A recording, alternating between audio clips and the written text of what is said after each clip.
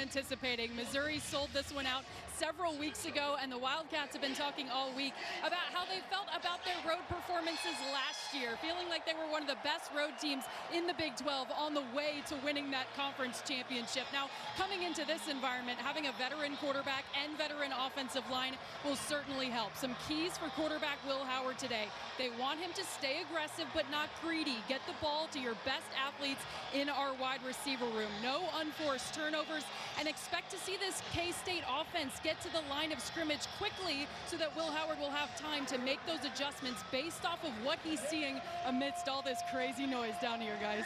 And Kansas State's going to get the football first. Alyssa, they won the toss, elected to receive, and they have one of the best return men in college football history in Phillip Brooks. 4 career punt returns for touchdowns. His program is the best in the country this century at returning kicks for touchdowns as well. You'll see him, he's dynamic as a receiver as well.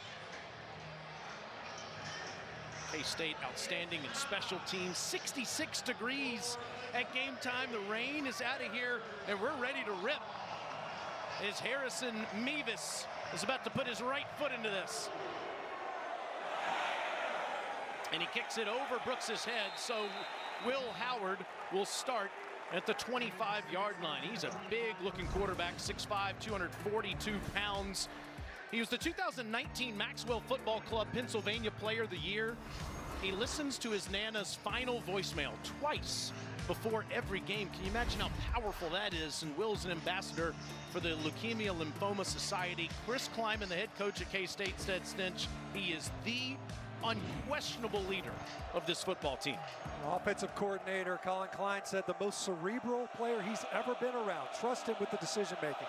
And on the first play of the game, they go to DJ Gittens trying to follow Ben Sinnott, and he gets nothing. Collaboration of Tigers, including Darius Robinson there to make the tackle. Tyron Hopper also in there as well. No gain. 2nd and 10 as Faroe Field yells at Will Howard and K-State.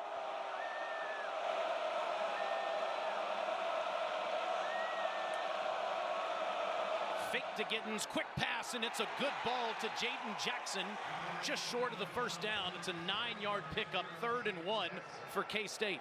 Jaden Jackson was a guy they mentioned they had to get more involved in the offense. 3rd and 1 out of the shotgun. And they go quick on the 3rd down, and a wise move by Howard takes it out of the belly of Gittens, and he's tripped up just past midfield. A 17-yard run for the quarterback. A clean read on the edge. He's just reading the end man on the line of scrimmage, does a great job of feeling that close. As soon as you turned your shoulders, he's going to get upfield. Dalen Carnell gave it to him. Throws it at the feet. It's a nice catch that's made by Gittens, and Gittens stays on his feet and gets the first down. Good job by the sophomore tailback to make the catch, and he gets 13 yards, and we have a Tiger down on the field.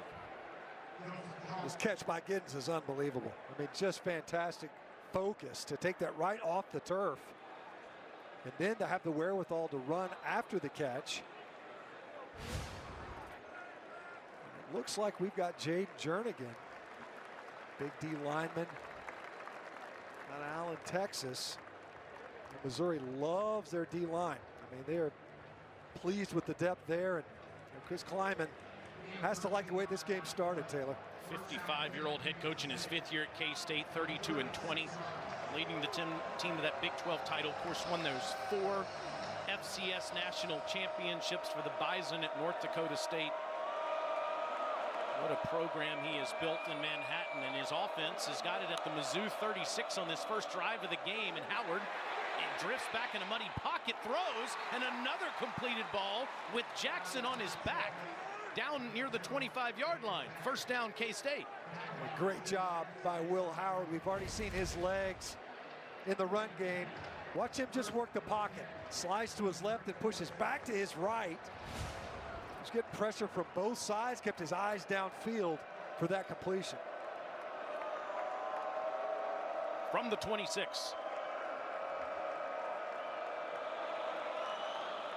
It's Gittens. Following the left side of the line, getting free inside the 20. Near another first down, just short, pushed out by Joseph Charleston.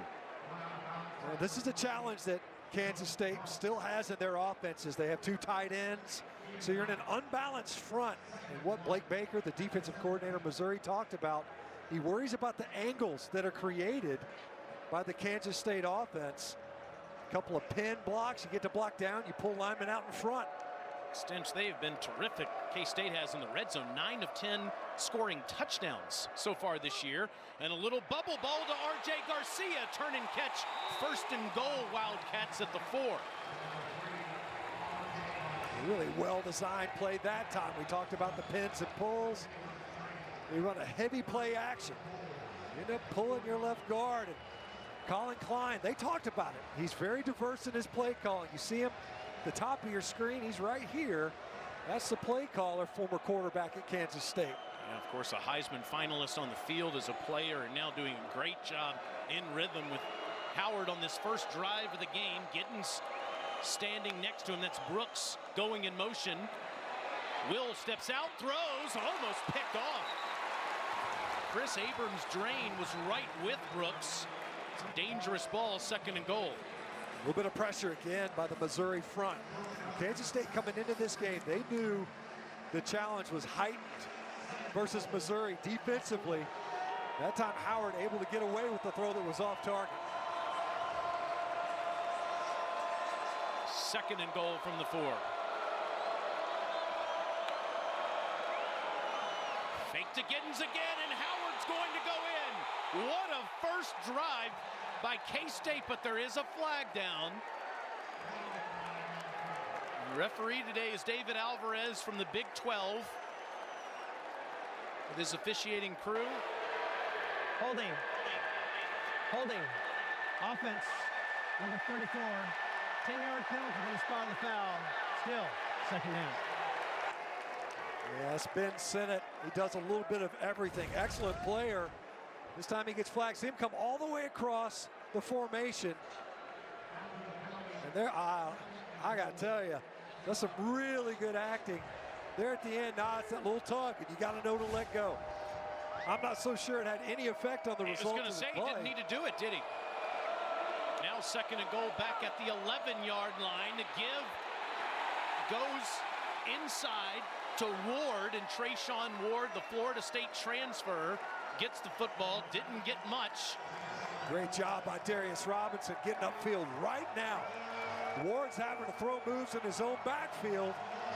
You get that holding penalty, take points off the board, end up pushing it back. Opportunity for the Missouri defense to bow their necks after an impressive opening drive here. Ward stays with Howard on this 3rd and goal.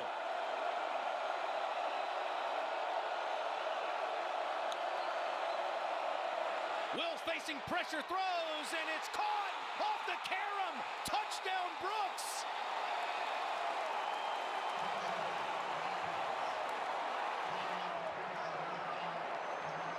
Howard throws a dangerous ball into traffic that was almost picked off. Hitting off a Mizzou defender, and Brooks caught it off the deflection for a touchdown. Well, the pressure's right in your face that time by Chuck Hicks. Nearly picked off, as you mentioned. It was off target to Sinnott. Carlisle's had an opportunity to come up with it, and Brooks, the ball just seems to find it. Chris Tennant makes it 7-0. Chris Kleiman said forever, when we win the coin toss, I would always defer to the second half, get my defense on the field. But the last few years, the offense has been so good at K-State. He's 3.5 hours from the west to come over. These two schools don't like each other, but they don't like Kansas more. They love the Chiefs. We heard that at the end of the anthem. Brady Cook in Mizzou about to get the football for the first time today, the junior from St. Louis, but to come onto the field. Of course, started all 13 games last year, over 2,700 yards, 14 touchdowns, 7 interceptions. Graduated from Chaminade College Prep. He listens to the same 10 songs before every game. Will Rogers at Mississippi State does the same thing. And his favorite athlete, of course, is Tom Brady. His name's Brady. TB12, he's BC12. looking for a little more rhythm in this passing game than what we saw the first 2 weeks of the season. And a little trickeration on the first play, fakes the reverse, keeps it, and he gets past the 30 up to the 31-yard line. Cook is a runner, Stench. You hadn't seen a lot of that the first couple of weeks, but he ran for over 500 yards last year. Well, it's something that the Missouri coaches picked up on is that K-State, versus this defense, they've given up some scramble yards. The QB run, obviously that was a QB design run. We can expect to see that probably 7 or 8 more times in this game. Start the backfield empty. And he will design run again around the end and can't get the edge. Ooh, a tackle for loss by Austin Moore. The former walk-on already has 6 tackles for loss on the season. Just a remarkable football player. That guy plays downhill, great range, plays blocks well. A really good idea, and they've got a locator at all times on Luther Burden.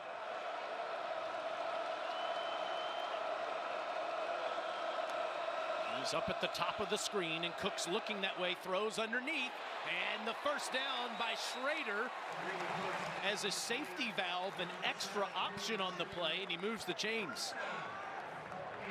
As you mentioned, Burden, so much attention, not just from this offense, but the defenses too. Tom Burden clears out that side of the coverage, opened it up underneath for Schrader, who's an excellent receiving option.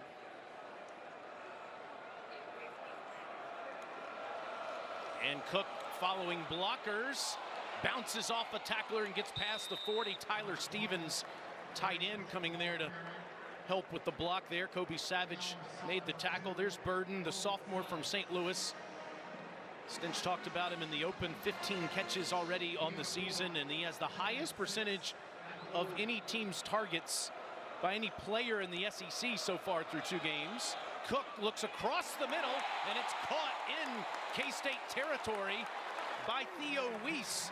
Now, as great as Burden's been, you got to get this guy involved too. And they have absolutely been intentional on trying to get this done. This ball actually gets deflected. Looks like Daniel Green actually got tipped at the line of scrimmage. I don't even know how that ball had enough juice on it to make it that deep. It got tipped and was a wobbler. It looked like Seumalo was able to get his hands on it. And Eli Drinkwitz, head coach, said Weiss is an extraordinary leader. The transfer from Oklahoma has helped in a leadership standpoint, a big deal. Now Cook's going to throw the deep ball, and Burden's past the defense. Touchdown, Luther Burden, 47 yards.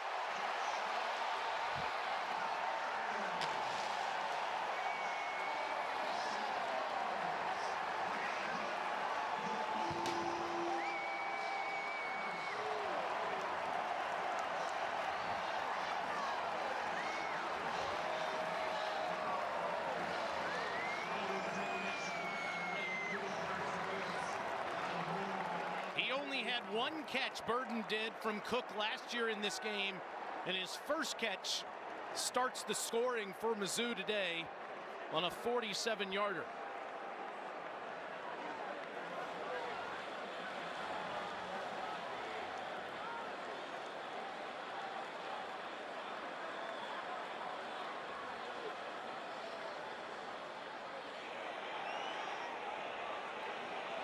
And Mevis ties it up. K-State marches down the field and scores first. Then it was Mizzou's move, and boy, a move it was. Brady Cook needs to find the deep ball. Here's an explosive play for you. Luther Burden by Allstate. So here's Luther Burden right here, the slot. Watch, they're going to end up pulling this way. Everything is going to look as if it's going to this side of the formation. I want you to keep your eyes on that safety. He's just confused enough. Right here, Burden's got him beat. Parrish is beat. Got to step on him with no safety help. You're flat-footed at safety.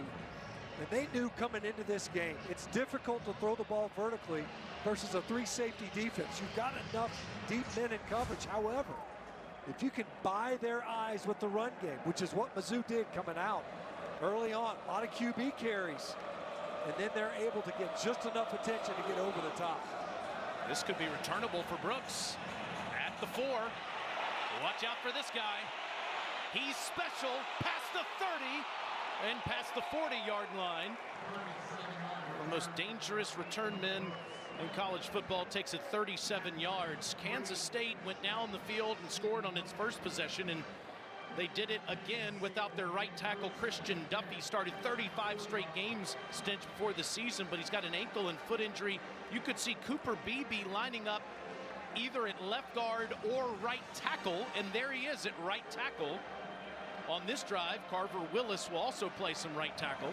Carver Willis came out, started the game early. But as you mentioned, Duffy not being out there does shuffle that offensive front. Fake to Ward. Howard escapes the pocket and throws it into the Missouri bench. Jalen Carlisle was back there in the backfield with Howard. I'll tell you, early on in this game, Darius Robinson has been a force. Made a couple plays in the run game, but the other piece is just collapsing the edge. Number 6 for Missouri looks to be a handful in this game so far. Yeah, the graduate player originally from Michigan. 6'5", 300 pounds coming right at you. A 2nd and 10. Howard keeps it himself. Wisely, I might add, and gets half a yard. Josh Landry there to greet Howard. It's 3rd and long for K-State. Well, Missouri's forcing the keep. If they're going to play the edge defender upfield, they're forcing Howard to hang on to that football. Listen to Faurot Field.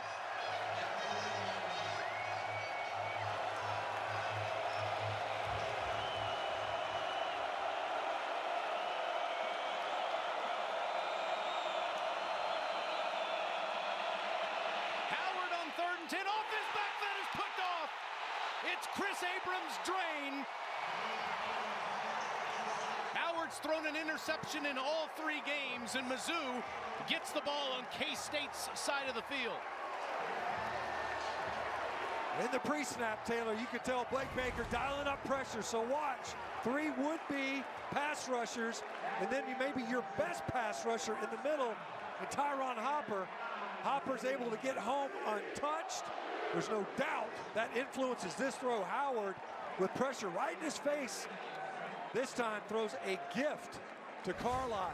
They got lucky the last time off a deflected ball. This time, the Missouri defense makes him pay. This guy is the quiet assassin with all the fiery leaders. Abrams Drain, the junior from Mobile, Alabama, gets the interception, and it's 1st and 10. Mizzou at the 47-yard line. Cook wants to go across the middle, and in stride, he finds his target, Mookie Cooper, down at the 32. Coming into this game, we talked about the focal point of the passing game. You see Missouri intentionally spreading that football around. There were 18 targets coming into this game. All went to Luther Burden.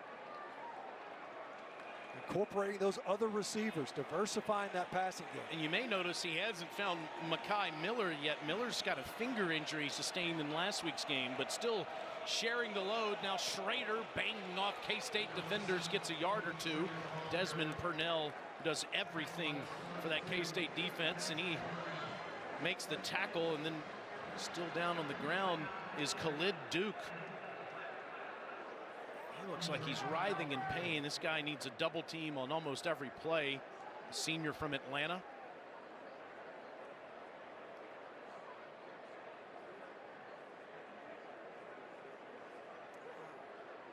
Almost looked like he was able to win inside, landed on his foot. State's gotten the better of him the last 25 years. Looked like Khalid Duke was okay. An abdomen injury, it appeared. Walked off the field under his own power. It's 2nd and 8 for Mizzou at the 30-yard line. A little bubble to Burden. Luther in space. Look at the zigging and zagging across the field. Burden almost broke the last tackle for a touchdown. It's 1st down at the 14. Marquise Siegel finally got him down after a 16-yard gain. You can see K-State was adjusting late, and it looked like Austin Moore had shifted to the right side of the formation just in time. A really good job by tackling in the open field by Siegel, because otherwise Burden is taking that one to the house. Only 2 touches, but boy, he's made them both count. Just have to pay attention every time he's got the ball in his hands.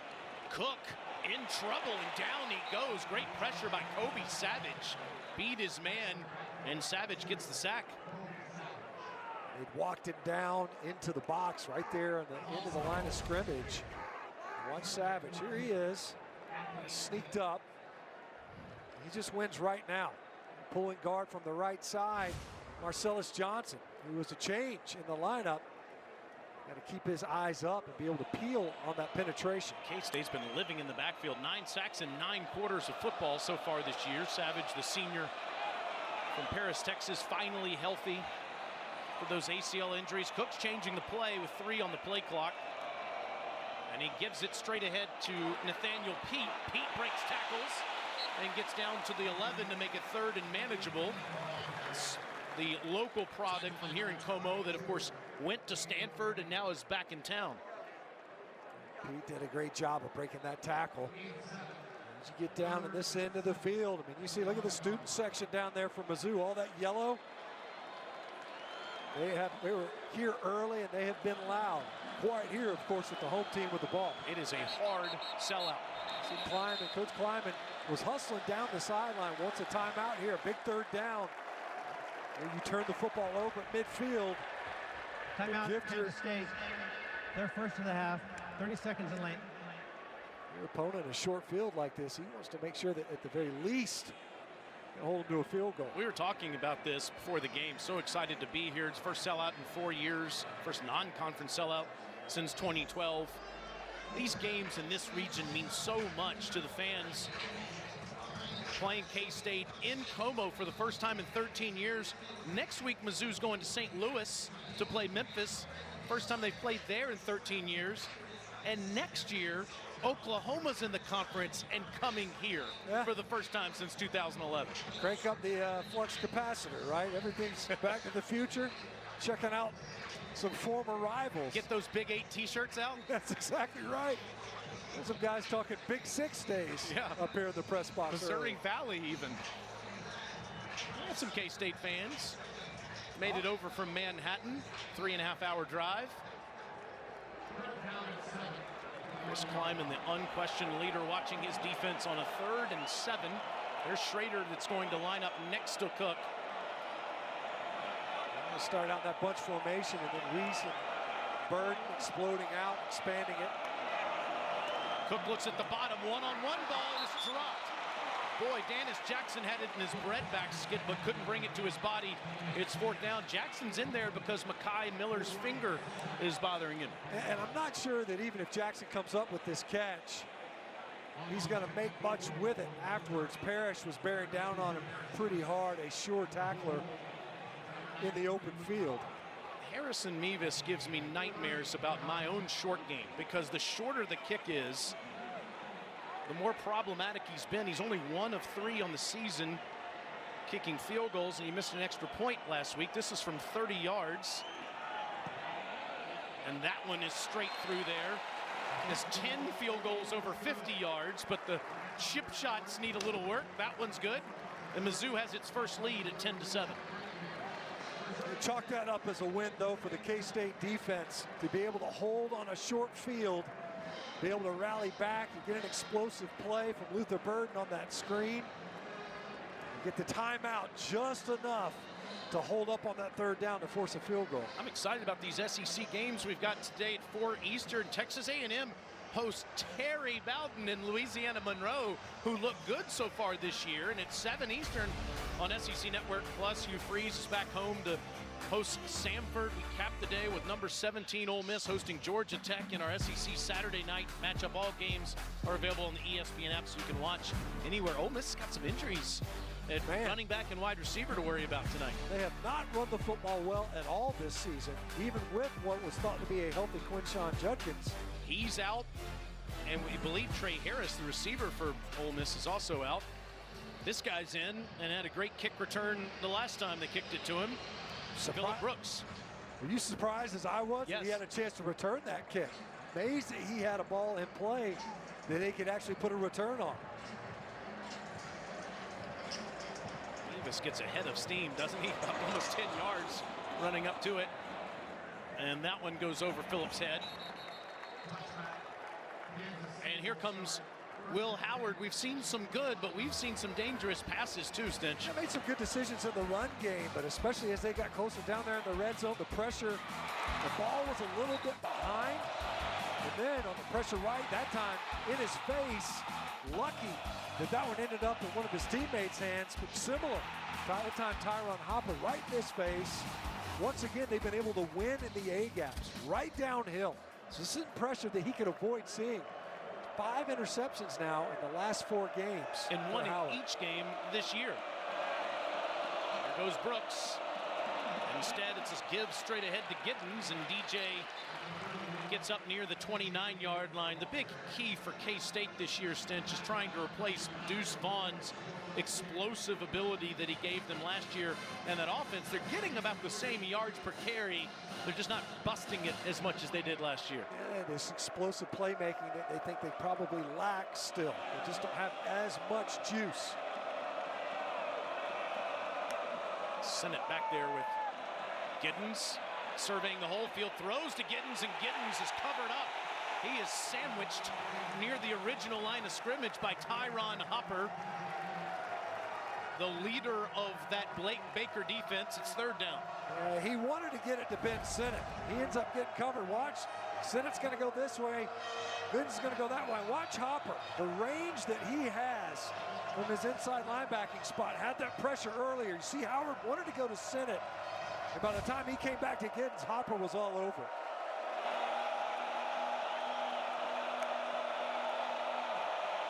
On 3rd and 9, Howard throws, and a great catch is made, but short of the 1st down is Jaden Jackson. It'll be 4th and short for K-State, and they have to bring the punt team on. Yeah, the playbook for Missouri has been on 3rd downs, just heat them up. Make Will Howard make a decision under pressure. That time he was able to jam a completion in there, but not enough to get the conversion. Great job by Missouri in the secondary, collapsing. You know, this is something Coach Kleiman talked about coming in. This felt like his playmaking was probably in the passing game, but you want to stay out of 3rd and obvious. Jack Bloomer with the dangerous Luther Burton back, and Bloomer kicks a cannon straight into the Como air, but it's out of bounds. Let's see where the judge comes to mark this one out.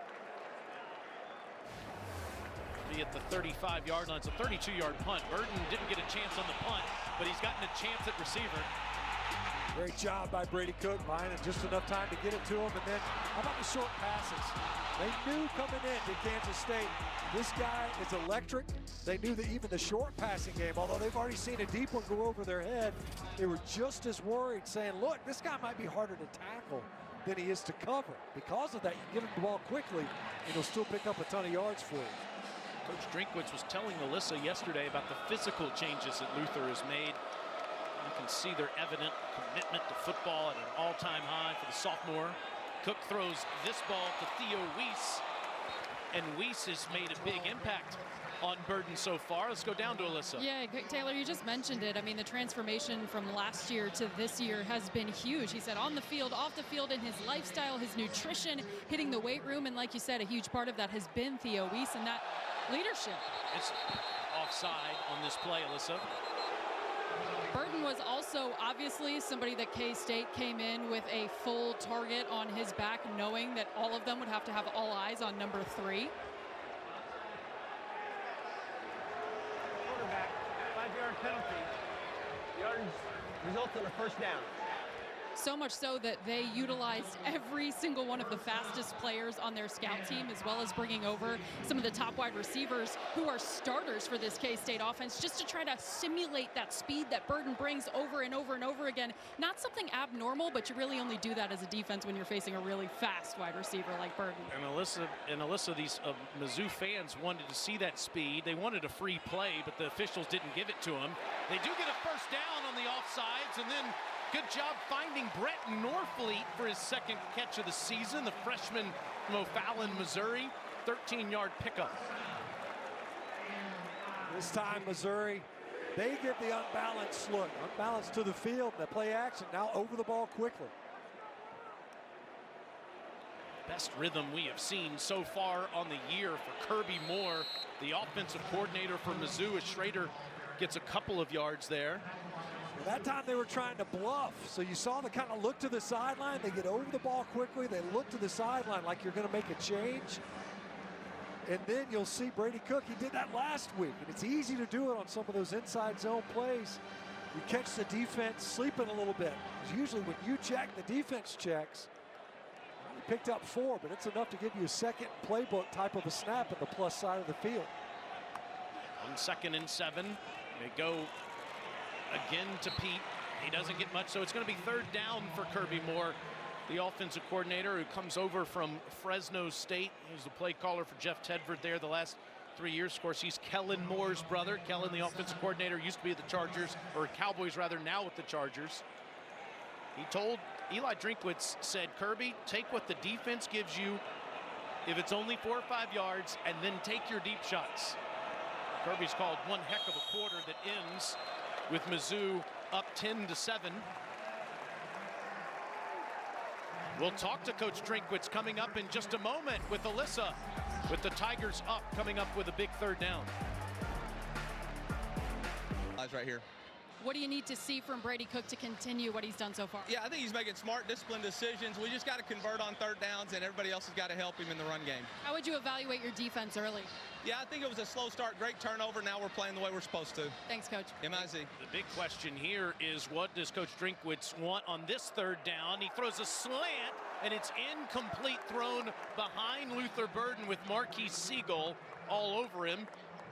Now will they go for it for the first time this year or punt it away?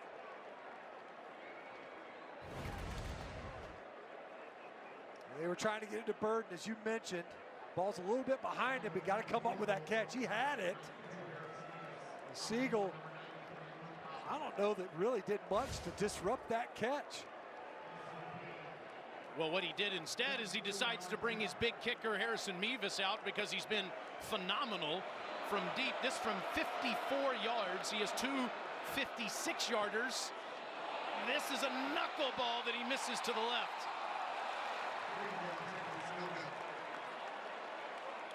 How about the confidence being shown in your kicker? And maybe the defense. It's a pretty still day. I don't know that he caught this one cleanly. Good snap and hold. No laces. Ball just knuckled right off of his foot. You hear the fan reaction early. They knew it. Let's get a quick studio update with Peter Burns. Thank you, Taylor. A little too much draw on that 7-iron knockdown for Mevis. How about Jane Daniels? A perfect 12 for 12. This one, touchdown to former Mississippi State commit Malik Neighbors, 10-0. Tigers up in Starkville there. Meanwhile, zigging and zagging is Trayshawn Ward, getting out of all those Mizzou defenders' grasp and running for a 1st down near midfield. Really nice run by Ward. Good patience. You can see that he's bounding into form. You're a guy that's not used to all the run concepts that K-State uses. That time found the hole nicely. Over 1,100 yards with 11 touchdowns at FSU. Howard's got all day and finds Trayshawn out of the backfield, and he sits down inside the 40, down at the 39-yard line. He had 649 yards and 7 touchdowns last year for FSU. Already has a rushing and a receiving touchdown for K-State. That time was a nice pocket for Will Howard. You can see Ben Sinnott dragging across the formation. Thought that if he'd have to force it out, that's where he's going. Howard sets up the bubble to Brooks. Brooks is tackled at the 32 after 7, maybe 8-yard pickup by Marcus Clark. And here comes this fast-paced K-State offense. You can see them. They're able to go fast. They're over the ball quickly. That's what we were talking about earlier. They want to allow Will Howard to fix the play. You get a call in, he can make adjustments once the defense is set. It's 2nd and 3. It's like they see the bluff cadence and the look to the sideline. And Sinnott blocking for Ward. And Ward gets the 1st down behind Big Ben down to the 28-yard line. We talked about 34 and all that he does for this Wildcats offense. He's a tight end. They'll split him out in the slot. They'll line him up in the backfield as a lead blocker. That time out in front of Ward with a couple of nice carries. Obviously, Wildcats with excellent starting field position after the field goal miss. And from fullback to now the very bottom of your screen is where Sinnott is on this play, and here he comes closer to the formation. Howard looks that way, throws and into traffic. That was a dangerous ball, trying to get it to Will Swanson. Tyron Hopper had a hand on it. Well, that time K-State had both their tight ends to one side of the formation. He's trying to layer this ball in over the linebacker's hands, and Hopper, we mentioned Darius Robinson earlier, Hopper having one heck of a game. Not only in coverage, but in run support, that time with a near pick.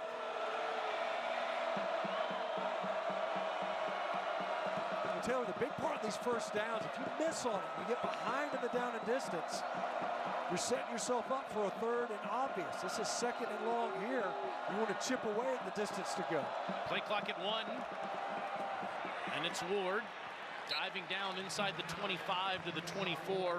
Raylis George tackled him, so it'll be third at about 6. You see, it looked like maybe Dalen Carnell was going to be able to run him down from behind. Ward did a good job of just squirting up there. And here comes the crowd noise. This is your third down. You do have a runner at quarterback. Missouri has been able to get home with consistency with some of their pressure looks.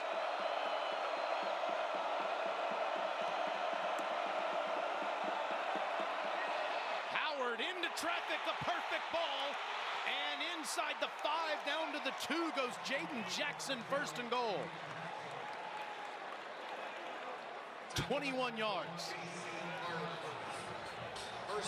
Now Will Howard. They did heat him up once again. We mentioned Ward earlier in the run game. That time it was blitz pickup that came in handy at running back, and Howard with just enough time to deliver the football. The Wildcats looking to capitalize on the short field.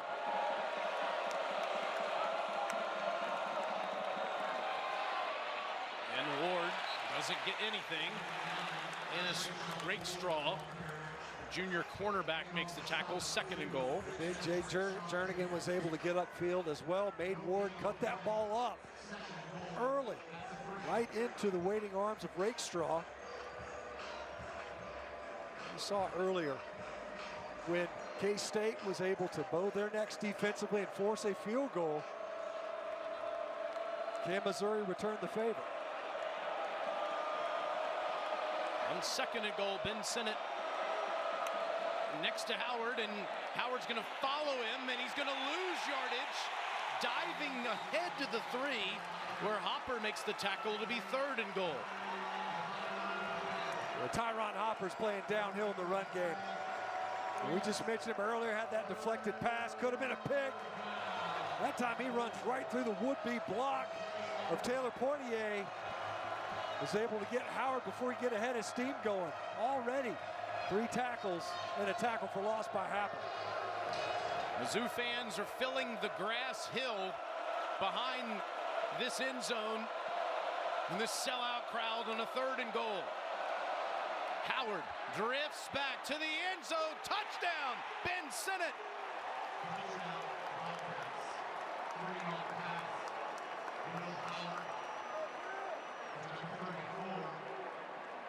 You won't find many traditional fullbacks in college football, and then there are even less that then go out and make touchdown catches, and that's what the junior in Waterloo, Iowa has been doing throughout his career. And the K-State coaches talked about it. He's probably their best receiver. That's high praise when you think about the Phillip Brooks of this world. Able to leak him out late, protection held up just enough.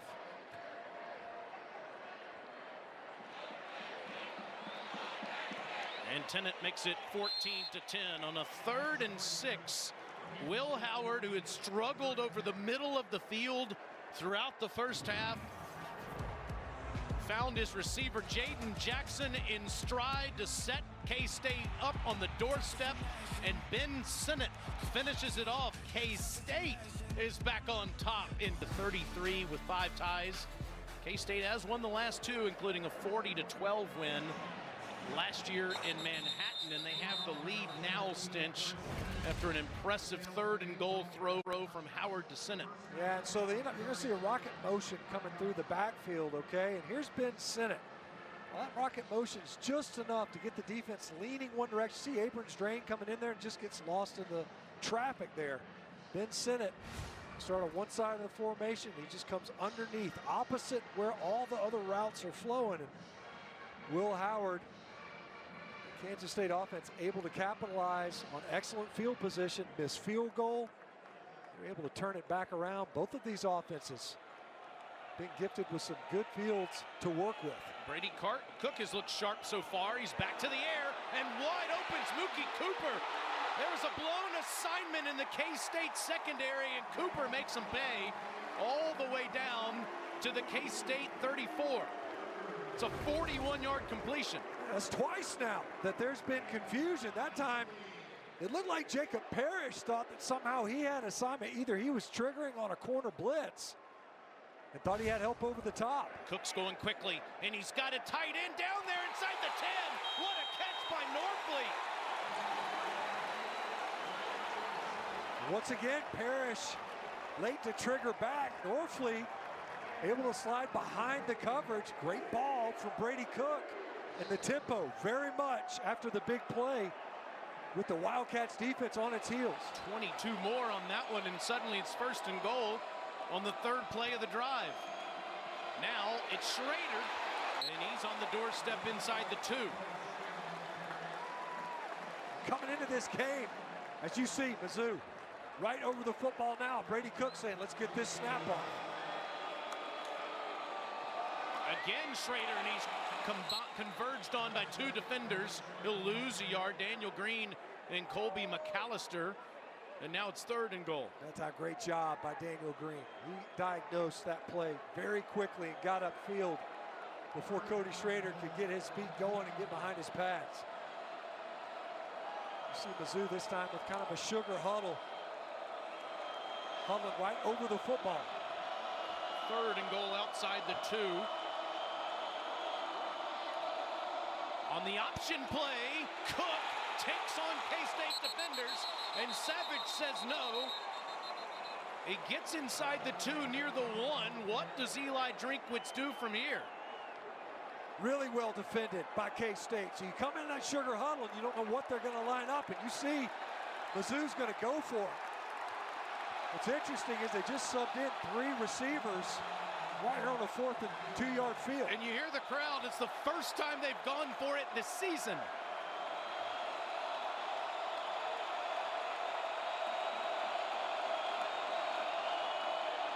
Fake to Burton. Cook touchdown. What a play call from Kirby Moore.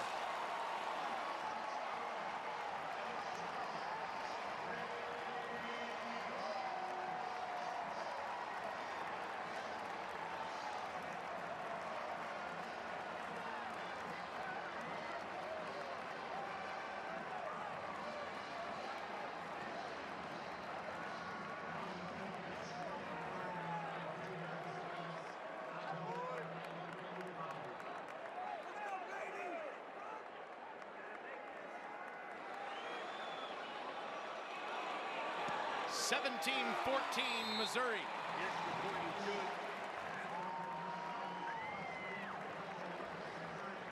How about that answer? They're just throwing haymakers in this old rivalry. First it was Norfleet, dropping it right there in the bucket. Contested catch. You fake. Offensive coordinator, play caller Kirby Moore is up there saying we're going to run him a lot. Head coach Eli Drinkwitz has got to be pleased with the play. He's not only getting out of his quarterback, but the playmakers around him. You just got the lead. Don't let this guy switch that in a hurry. Already a big return out past the 40-yard line when Mevis kicked it to him. And he won't let him do it this time as it goes over his head. Our newest show is Read and React. It's every Monday night at 7 Eastern with our friends Cole Kubelik and Roman Harper. They take a look back at the biggest college football players, and games from this weekend. I have no doubt they'll be talking about this one. Big 12 versus the SEC. After it was Big 12 for so many years, it feels like an old Big 8 battle. 17-14 Missouri. Both offenses scored a couple of touchdowns. Cook already 186 yards passing, and Howard has 102 yards passing and 2 touchdown throws.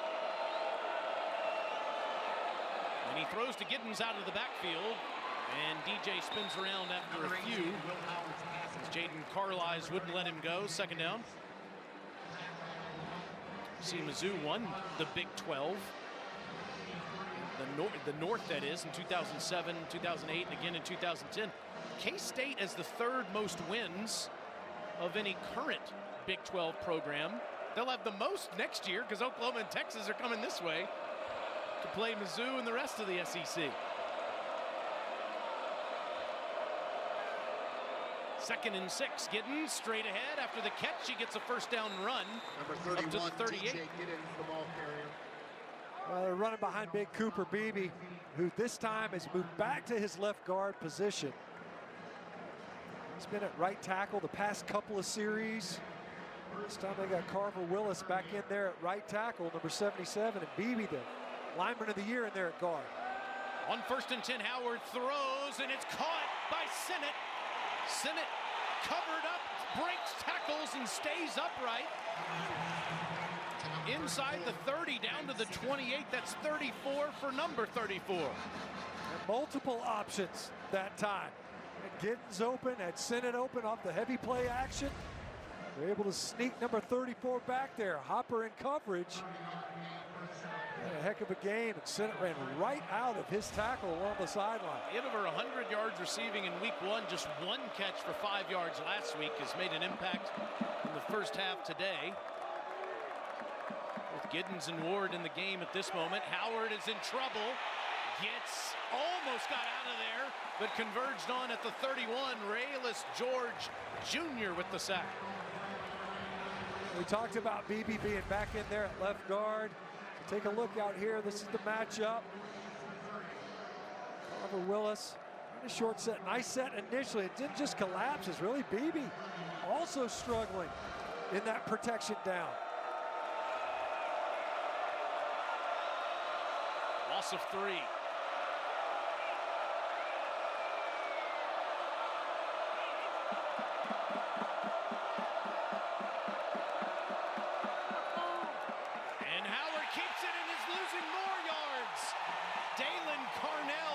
Up from the safety spot. Great job defensively. You overload the interior part of the offensive front. You force the pull read by crashing your inside linebacker right there in the A-gaps. Defensive coordinator Blake Baker coming after him. You know, Eli Drinkwitz was talking about being aggressive offensively. They've shown some aggression too defensively. 3rd in Manhattan, Kansas. Similar look that we saw before. They're overloading to this side of the formation. See if they come. They are. On the bubble, it's almost picked off. He was looking for Phillip Brooks, but it was thrown at the feet of Joseph Charleston. It's 4th down. I'm not sure. Maybe the ball came out so early.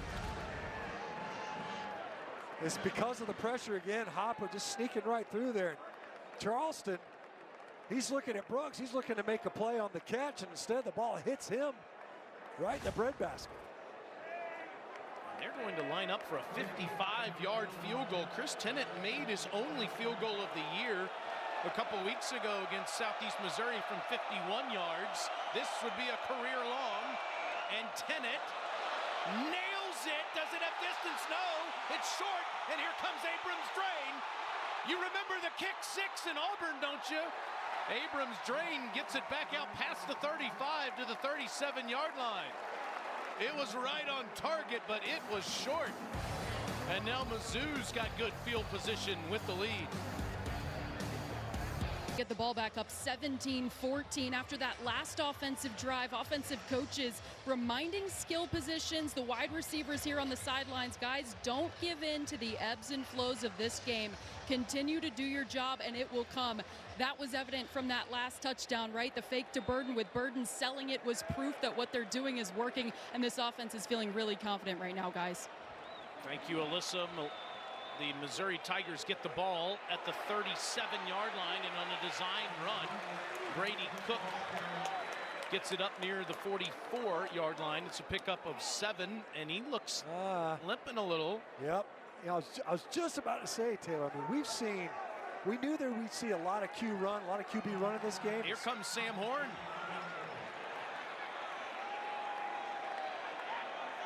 Horn, of course, the backup quarterback, the redshirt freshman from Lawrenceville, Georgia Stinch, the baseball player that played a couple of weeks ago against Southeast Missouri. And he hands it off to Schrader, and Cody gets the first down. Let's watch Brady Cook's right ankle here. Yeah, rolled it. Maybe Savage coming up to make the play.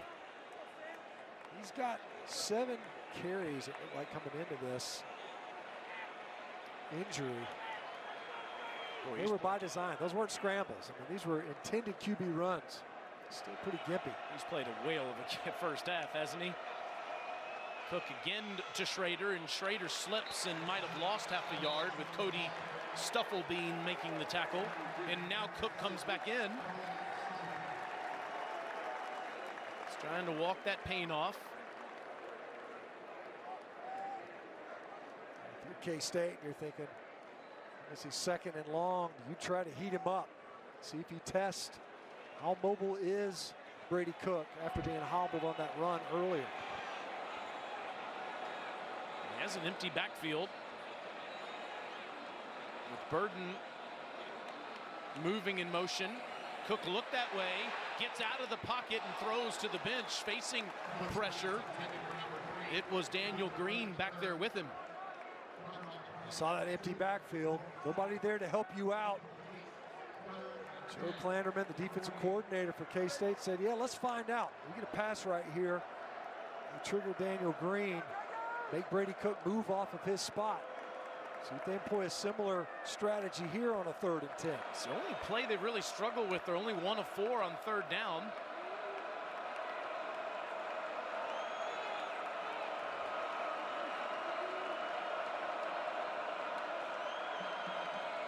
Cook in trouble and goes down. The ball's out. And it's recovered by Mizzou. Banks with the sack on Cook. And it was Armand Mimbu that recovered the football. A 3-man rush. Watch the 3-man rush.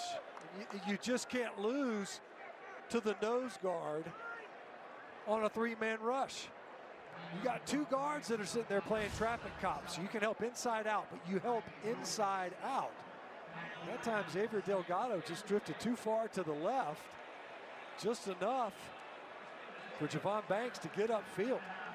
K-State calls timeout. They have 2 left. They have 2:27 to go in the 2nd quarter. Actually put a little bit more time on. 4-yard loss after Walker's first sack of the season, and Howard throws, and it's a good ball to Garcia. He gets out of bounds at the 21-yard line with 1:44 left, and it'll be 3rd down. You know, the concern here for Chris Kleiman is you don't want to give Eli Drinkwitz offense too much time either. Exactly. They get the ball first in the 2nd half. And potentially, if you get a stop period, K-State did a good job after the missed field goal, getting the ball back to its offense. But full complement of timeouts available for Mizzou. Looks like they're going smash mouth I formation football here, and Howard hands it to Ward, who follows Sennett. And we'll see if Missouri calls timeout here. Yeah, there it is. Big stop there. Obviously, the offense couldn't do much with Brady Cook getting nicked a little bit on the previous possession. K-State. It's sort of ironic that Chris Kleiman talked to you last night, Stinch, about the end of the first half and the beginning of the 2nd half, how critical that time is. Well, things are set up for his opponent right now. Well, and it's the exact scenario that he was talking about as a defensive-minded coach. Coach Kleiman was saying, look, I used to always defer, right? You wanted to get that double possession potentially at the end of the first and starting the 2nd. But as you just mentioned, that's precisely what may play out here. with Mizzou ending the first half with the ball and certainly starting the second half with a chance to get the ball. See if Jack Bloomer, the punter for K-State, gives this man Luther Burden a chance on this punt. It's off the side of Bloomer's foot. Takes a bounce. And Luther Burden is taking drama classes in Como. 45-yard punt. He's laughing too.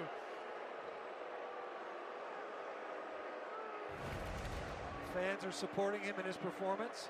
Just a little nudge. Theater department has. has. Yeah. Delayed reaction. Sometimes the nervous system doesn't compute just how painful it was. Wow. Well, Mevis has a cannon for a leg. He did miss earlier in the game, but he has 10 field goals north of 50 yards. So you really need about 30 yards or so to give Mevis a chance. And Cook comes hobbling out with 1:28 to go and 2 timeouts. Again, does K-State, are they more focused on coverage here, or do they try to influence Cook? When he first came in on the previous possession, they got after him. Cook off the back foot, and it's a wild ball to Weiss. I think it's still gimpy even after that completion. Kind of shaking his head a little bit as he looked to the sideline. And that time K-State only rushed 4, but a couple of twists up front. They were able to get pressure right there on the inside. Both of these defenses have been able to affect the passers inside out. Hadn't been edge pressure. It's been that internal pressure right in the quarterback's field of vision. Pete is now joined. Cook in the backfield and pistol set. There's Nathaniel, and he'll get a couple. And Daniel Green makes the tackle. K-State only has 1 timeout left, and they're not going to use it yet. If they get a stop here on this 3rd down, they're going to try to get the clock stopped, I would imagine. Especially with the return game that they have. Mizzou going to milk this down as far as they can on a 3rd and long.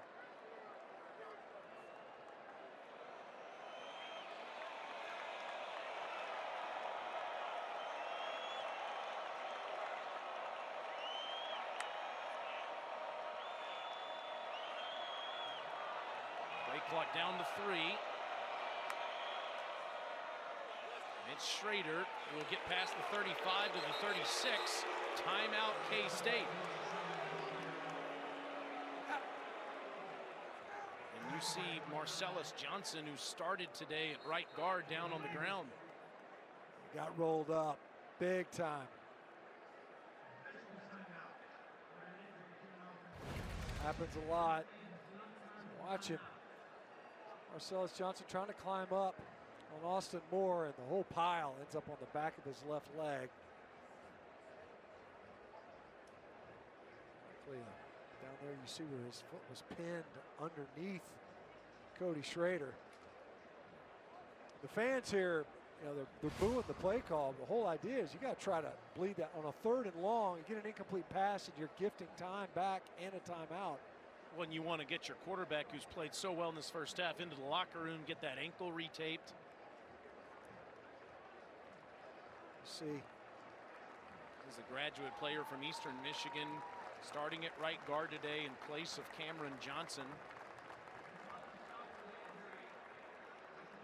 Coming up at halftime, you can watch the live performance of Marching Mizzou on SEC Network Plus. You can start streaming now on the ESPN app. Great day of college football in the Southeastern Conference. LSU already up on Mississippi State. Alabama and Tyler Buckner going down to Tampa to play South Florida at 3:30 on ABC. Georgia and South Carolina. And then Tennessee and Florida tonight at 7, as well as Ole Miss and Georgia Tech. Let's see if Riley Williams kicks it. This is off his side of his foot. Brooks is going to let it roll. Wow, he could have come up and fielded that and decided not to. And it takes a big Mizzou bounce down to the 11. Yeah, that must have really come off his foot funny. That cost, you know, that bled about 14 seconds off the clock alone, and another, we'll call it 15 yards in field position. Ends up being a 54-yard punt, just 20 seconds to go. in the half. And again, we're just a reminder, Missouri will get the football first, and we'll see if Brady Cook can move a little bit better when he comes out of the tunnel to start the third quarter. What a first half. Both teams with 200 or more total yards. Back and forth, K-State striking first, Missouri responding. Back and forth, we had 4 lead changes in the first half, and Brady Cook and the Tigers will take a 17-14 lead over K-State to the locker room. It's the 99th meeting between these two old rivals. It's the first time they played in Columbia in 13 years, and they have a sellout crowd that has enjoyed the first 30 minutes. It's time now for the Farm Rich Halftime Report. Here's our guy, Peter Burns, Chris Storing, and Benjamin Watson to recap this first. Rushing yards have not been easy to come by. Both of these defenses forcing the ball to the air. Very close in total yardage. Zach, same amount of first downs. And this sellout crowd enjoying this old rivalry is Chris Tennant.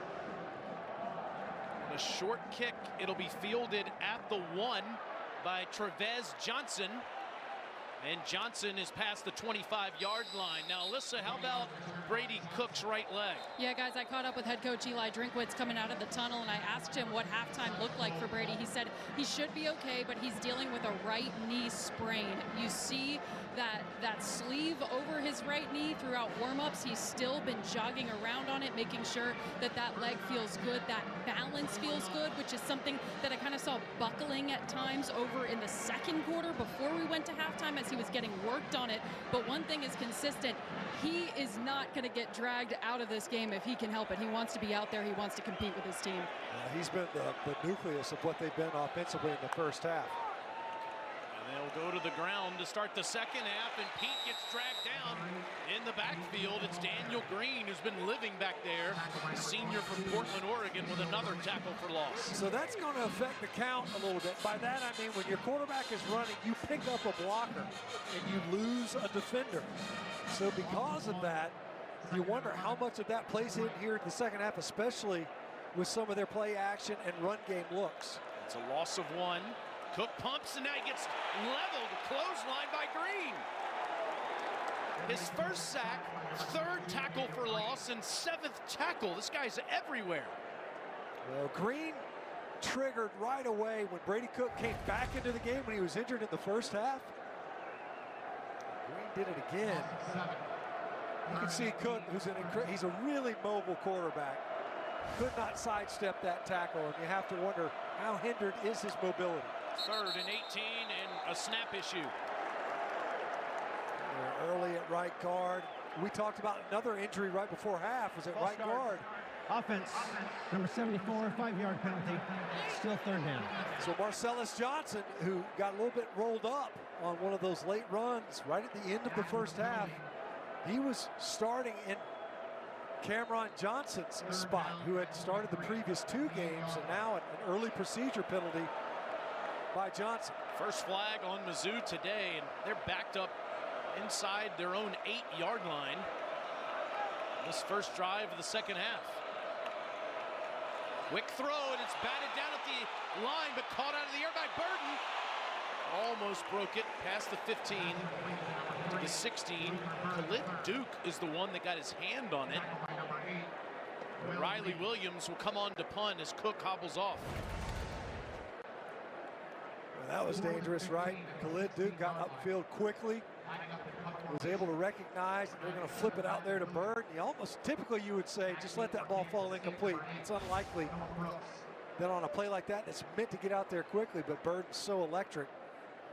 Brooks does not have a punt return for touchdown yet this year, but he has 4 in his career. He had 1 against Mizzou last year. Williams tries to kick it away from him, but Brooks will field it at the 40. Trying to get the edge. There's a couple of blocks. And he slips down, but in Mizzou territory inside the 45 at the 44-yard line. Really 44-yard punt stench and a 16-yard return. Excuse me. Yeah, that is really smart by the K-State return team, because they had 2 what would have otherwise been outright decleater type blocks, and those blindside blocks will cost you now. You just can't do it. Watch how wisely you just shield. Get right in front. You see one shield right there. That's the second one. Could have easily been a decleater. The first thing that lands is the back of the guy's helmet. Instead, you just shield enough to allow the return man to get upfield. After all that about who gets the ball last in the half and who gets the ball first in the half, here's K-State, who didn't get the ball first in this half, with it in Missouri territory, only a couple of minutes into the third quarter. See a little bit of confusion defensively now. Mizzou had 12 on the field, but the 12th man is gone with 2 on the play clock. And a handoff, and it goes to Giddens. DJ is bottled up by Christian Williams, a senior that's had a good start to the year. We talked about it earlier. You know, really the game, the way it started, it was the quarterbacks that were lighting it up. I mean, you thought, okay, so here comes the QB ground game. Brady Cook comes out there, he's running the ball. Will Howard with a couple of nice pulls. But other than that, the run game has not been the story offensively. Both defenses been clogging up those rush lanes. And 2nd and 10, Howard across the middle, it's Brooks. Right near a first down. Joseph Charleston making the tackle, and it is enough to move the chains. Just enough. You want to get those linebackers to bite up on the run, RPO, pull it out, stab it in there, just over their heads. Both linebackers have checked up. We just got done talking about it. They've done a great job stopping the run. That should start to loosen things up if these offenses are able to hit some of those RPO throws.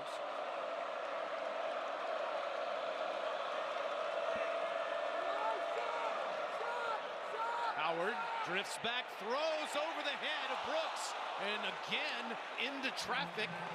Carlisle's had a hand on it. 2nd down. I mean, miscommunication clearly that time.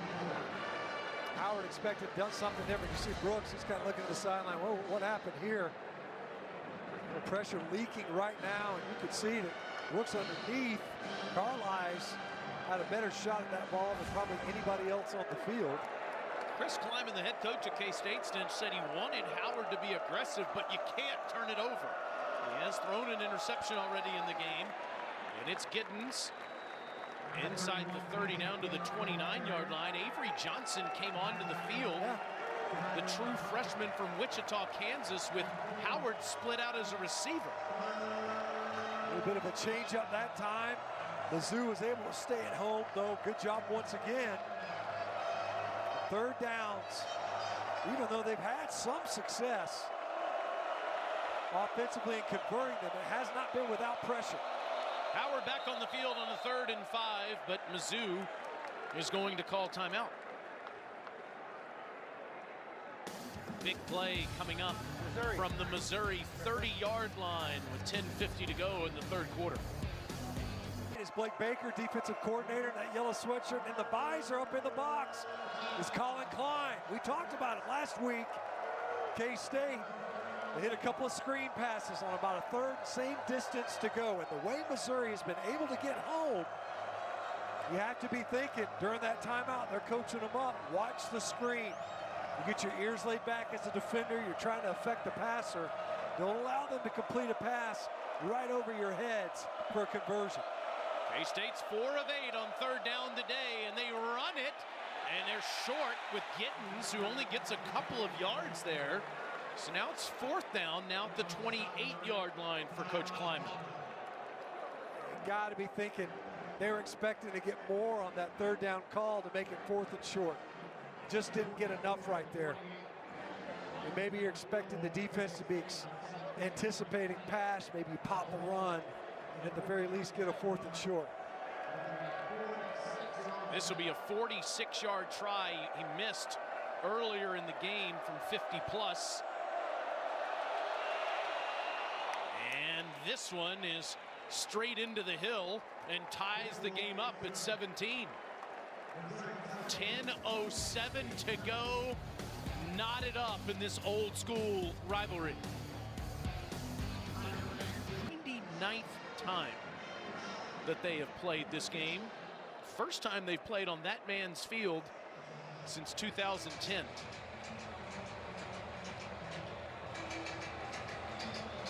What a game it's been. 17 apiece with 10:07 to go.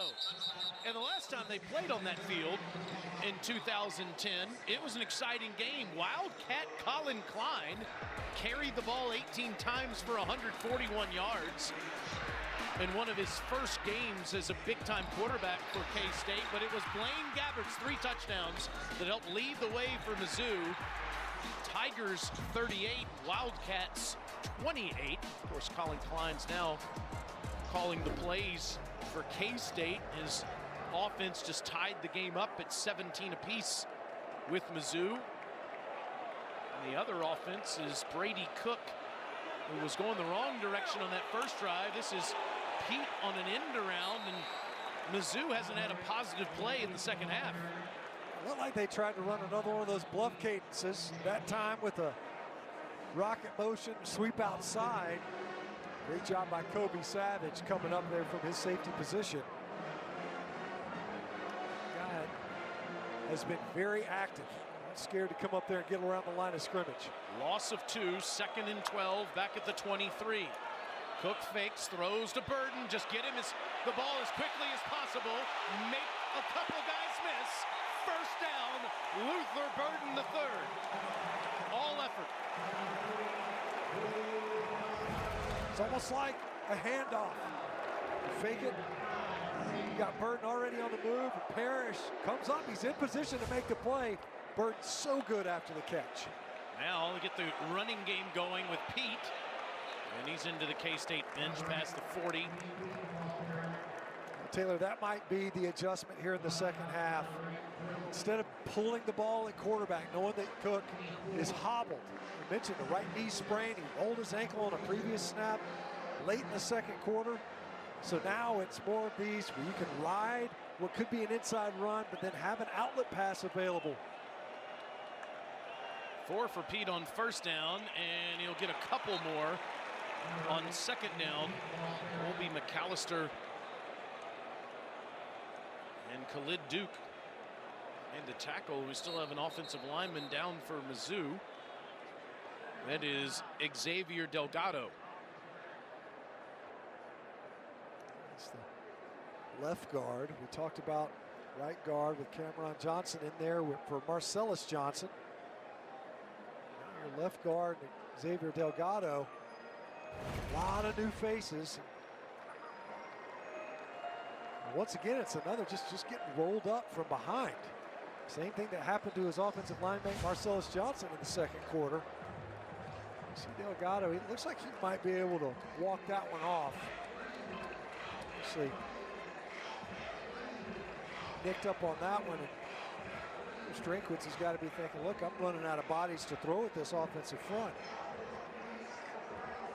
Of course, Delgado will have to leave for at least one snap now. So on a big third down here, you've got a new right guard, and now a new left guard. E.J. Ndoma Ogar comes in at left guard on this 3rd and 5, and he wasn't ready for the snap. Cook wasn't on the same page with Tollison, and he's lucky to get the ball back. Yeah, the whole thing was out of sync. As you can see, Cook looked like he was signaling for the pre-snap motion. He was trying to communicate with his receiver. Just as split. The motion had already blown through the backfield. And Tollison must have thought that he heard something that triggered it. That snap. Now a great chance for good field position with a return man like Brooks. It's a 4th straight punt for Riley Williams. After we didn't see him at all in the first 4 drives.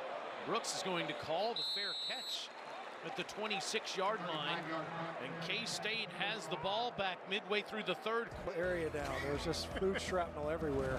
Jason is a magician. Unbelievable, that place over on 9th Street. Howard's keeping the football here, and he runs up past the 30 to the 33. That guy has quite the spot in Columbia. Bud's Classic Barbecue, #1 seed of spots we've been to in 2023. Eli Drinkwitz has his coach's show there every single. I would too. If you could pick anywhere, I'd put it there for sure. Great setup. Beat yourself into a coma there. So Howard, after a 7-yard run on first down, looks around and dumps it off underneath. This is Ward, and Ward got about a yard. The Tigers came to get him. Carlisle and Hopper. It's third down. Well, he had Keegan Johnson earlier, and he came off it. He wanted more. You see, it looks like Enos Rakestraw Jr. is going to come out of the lineup after that tackle. So Rakestraw, who was coming on that corner pressure, he just never got home. He spun out of it, ends up getting in on the tackle late. He's out of the lineup. Marcus Clark is in the lineup. At the bottom of your screen, once you see the play here on a 3rd and 2. Howard. Flushed out, throws right at the sticks, caught, first down. It was a contested ball as Keegan Johnson had Clark all over him, but made the catch to move the chains. Heck of a catch by Johnson, because you're right, that coverage is tight. You can see Howard had to move off his spot. They lost at left tackle. Once again, Missouri does a good job. You see Howard helping out the officials. Johnson made his K-State debut last week after playing for the Iowa Hawkeyes. On the sweep, it's a missed tackle as Johnson gets around there, and he gets finally dragged down by Trevez Johnson up near the 40-yard line. Johnson was another name that the K-State coaches said, we got to get him going a little bit too. Get him some touches, get him involved in the offense. 2 touches in a row now for number 10 after that big catch on 3rd down to extend this drive. Both offenses pretty stymied so far here. It's a very subdued performance coming out of half.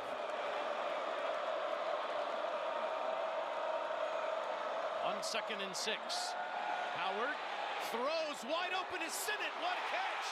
Inside the 40, stays upright. And they finally get a bunch of Tigers to get him down to the ground at the 28. It's a 32-yard gain for Sinnott. Off a heavy play action look too, and Sinnott just leaks out there. Move the pocket just enough. Darius Robinson bearing down. Sinnott one-handed catch. Oh, ball on the ground. What a toss.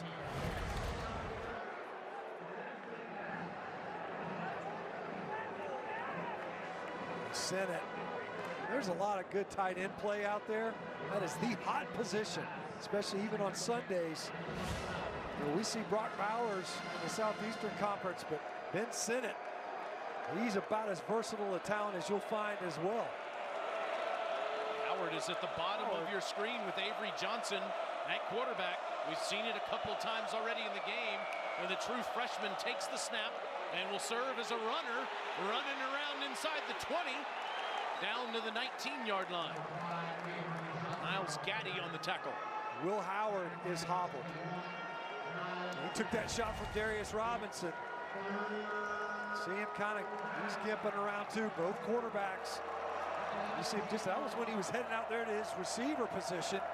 Following Big Cooper Beebe is Avery Johnson. Has a changeup. And on 3rd and short, you got Howard back in there at quarterback to take this snap.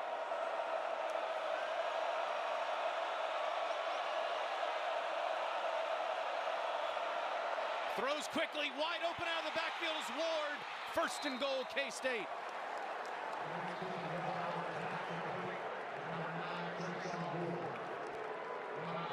They anticipated it. Gonna swing it out to Ward.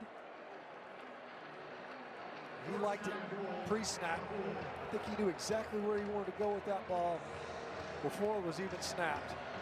They've been outstanding on 3rd down, 5 of 11, as opposed to Mizzou's 1 of 8, and you just saw the red zone touchdowns. They've been in the red zone 12 times and scored 11 touchdowns. Here's trip number 13, and it's Howard who makes it a 12th touchdown, but there is another flag down.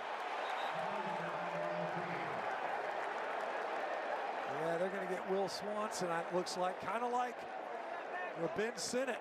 A similar play on the opening drive for K-State. Holding. Offense, number 83. 10-yard penalty from the spotting foul. Still, first down. And again, I'm not sure that it really influences the outcome of the play. Well, watch 83 right here. You're sinking inside, you're climbing up on the second level, and you just can't reach out and turn them. And I want to say both times, I think both times it was Dalen Carnell who was able to sell it. It's clearly a hold. Both of these starting quarterbacks are starting to hobble more and more as the game goes on. It's first and goal. Underhanded shovel pass to Sinnott. And he gets down to the 7. How about this play? So you blow Trayshawn Ward out with short motion out of the backfield. It looks like you're turning to flip it to him wide. Instead, it's just a little underhanded flip to Sinnott underneath on the shovel. To celebrate this rivalry that goes back to 1909, let's try an underhanded shovel pass to the fullback. That's right. 11th play of the drive for K-State. It's a second and goal. Snapping this one from inside the 7. A one-on-one at the bottom of your screen with Jaden Jackson. Now Sinnott out to the top. Looks to the bottom, throws on the slant, touchdown, Jaden Jackson, but another flag on the ground. Let's see if we get, I wonder if this will be offensive PI. We saw one last week called.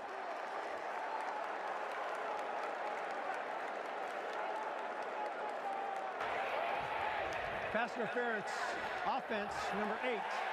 15-yard penalty, still second down. On Phillip Brooks.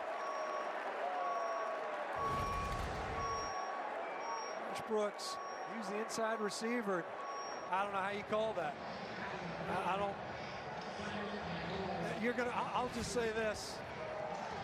You could call a pick play on almost every red zone passing down. I mean, it's just, I didn't see hardly any contact even on that one. Instead, it's a second and goal for K-State back at the 22. Howard stays on his feet, throws, caught back near the original line of scrimmage, down to the 2-yard line. Great catch by Brooks on Charleston. Great job by Howard staying alive with the pressure once again. And Brooks, boy, he had to stay with it. Charleston bearing down on him. And Brooks kind of double clutched that pass. They'll mark it at the 3. Well, this has been an adventurous red zone possession. We talked about the numbers before. A couple of penalties.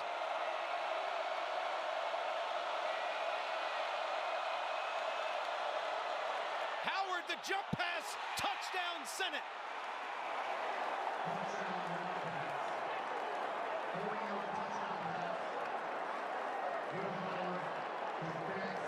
I hope Tim Tebow was somewhere to see that one, because that was straight from his playbook back when he was quarterbacking in Florida. Sinnott just kind of slow release. A couple of nice catches on that drive by number 34. What an athlete they have in Ben Sinnott. Second touchdown catch today for Sinnott and his 6th of his career.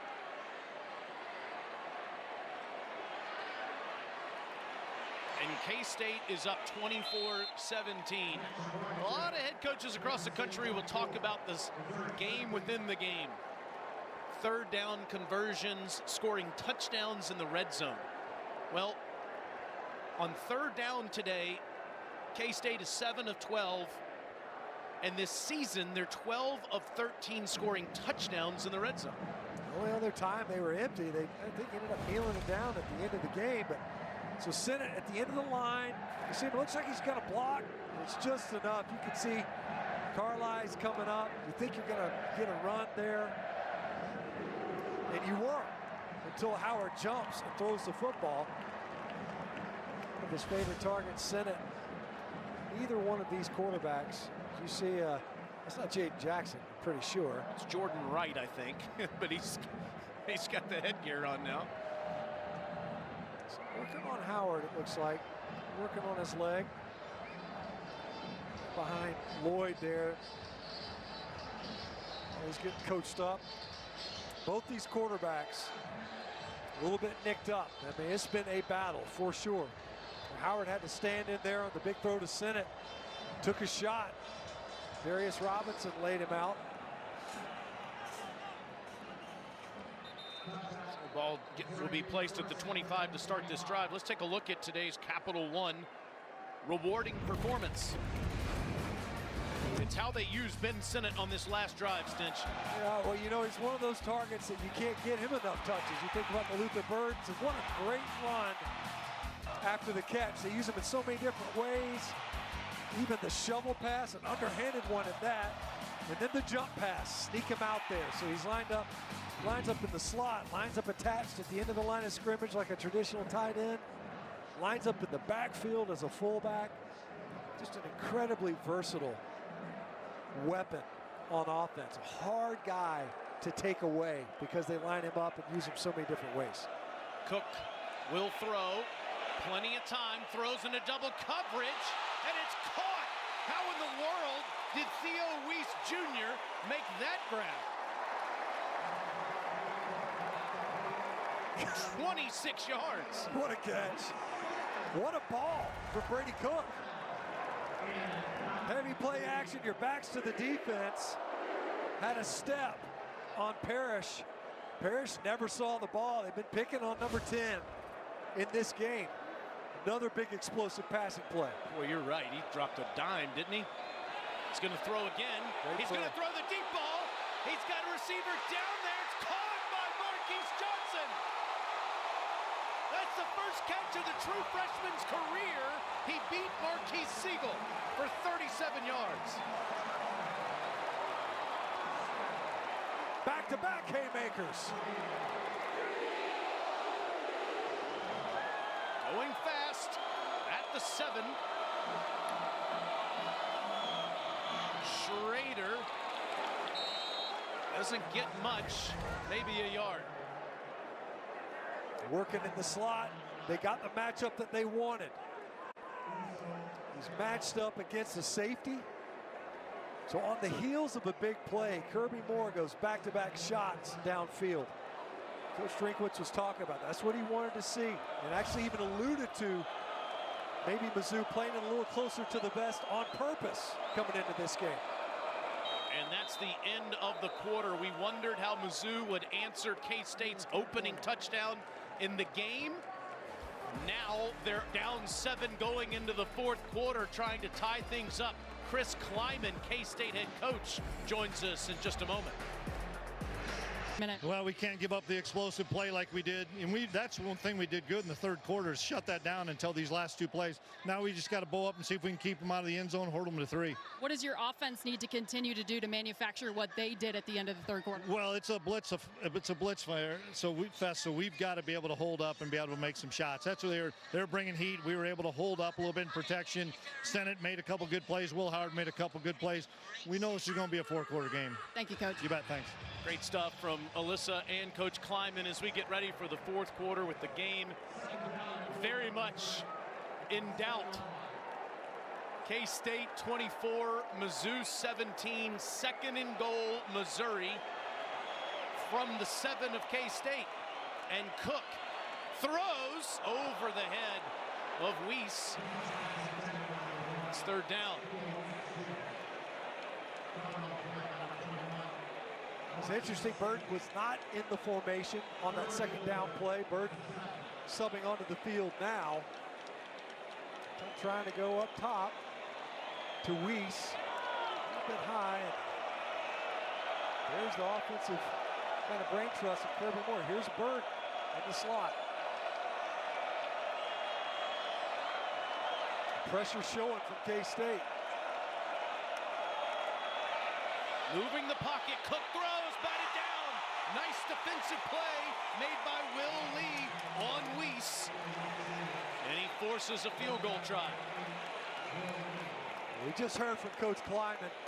They had to find a way. Back-to-back big plays. 42-yarder preceded by a 26-yarder in the passing game. A huge stop by the K-State defense. Stinch, the difference of the game has been what K-State has done on that down. That Missouri's 1 of 9 on third down today, and now Mevis will come in for 24 yards to try to cut the deficit to 4. And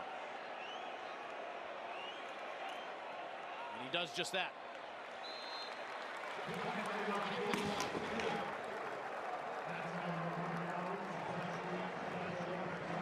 Let's go back to the studio, get an update from Peter Burns.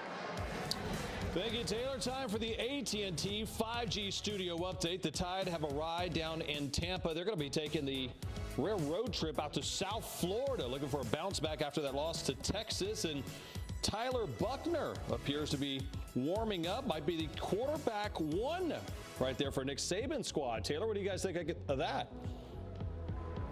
ESPN's been reporting that PB the last 24 hours.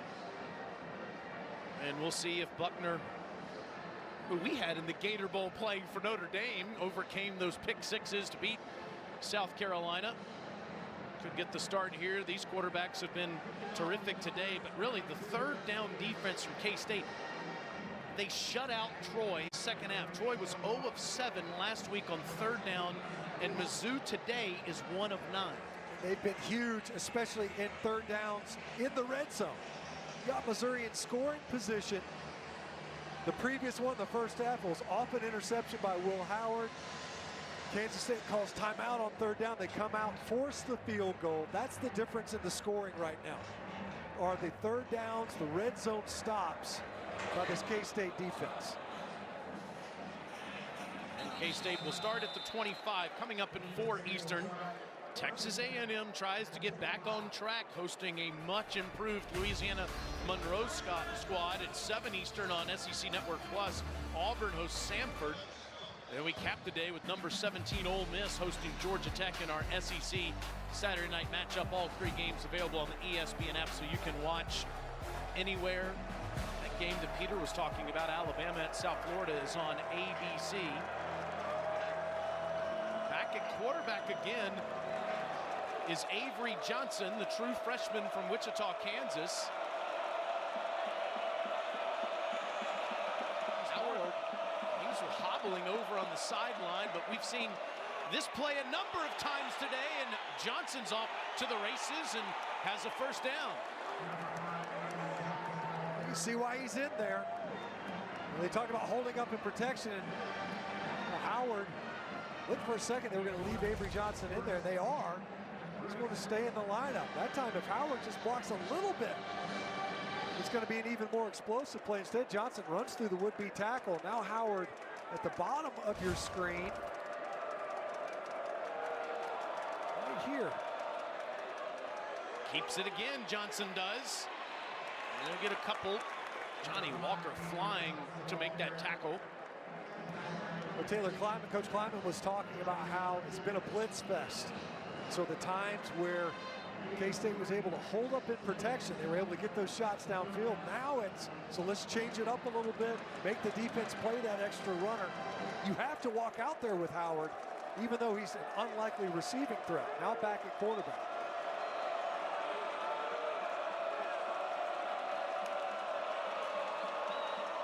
Ward past the 42-yard line. Ward and Giddens have been somewhat quiet today in the ground game. It'll be a third down, and Howard staying out there for now. The difference in the game. No question.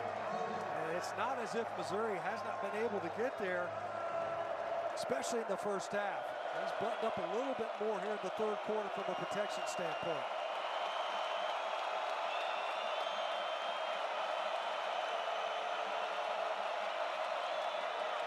Ward has time and throws, and it's another completed, no, incomplete, he dropped it. Simmett dropped it. Certainly Tyron Hopper covering him up had something to do with that. Mizzou forces the punt. Usually sure-handed is Sinnott. Great job by Tyron Hopper, who was kind of bluffing pressure and then dropped back into coverage and was able to get his hand in there to deny that catch. Burden back deep. yet to break one this year. Bloomer, a low kick that's away from Burden. And takes a K-State bounce inside the 15. Oh, what a roll. Down near the 11, that's a 47-yard sellout crowd here at Faurot Field in Columbia, Missouri. Mizzou trails old rival K-State 24-20 with 12:47 to go in the game. Brady Cook has been battling a right leg injury. He's wearing a little protective sleeve. By far his best drive of the second half on the last drive that led to a field goal. This is the worst starting position they've had today, and Cody Schrader trying to get something going. Gets up near the 16-yard line. Before that play, Stench, Mizzou only had 25 rushing yards today. Yeah, it's been really slow going on the ground, partly because of the play inside out by both defenses. Frankly, that time Daniel Green missed a chance for a negative yardage play. So the K-State quarterback and Will Howard getting coached up on the sideline. Both QBs been banged up. Fake to Schrader, off the back foot goes Cook, and he just has to throw it away as Nate Matlack was at his feet as he was delivering that ball. Third down. Got low pressure this time as well. Blutz at 5. Confusion there because you end up leaving the defensive end. And Matlack got that pressure to affect the throw. Early release. Just 1 of 9 on third down today. They've missed their last 8.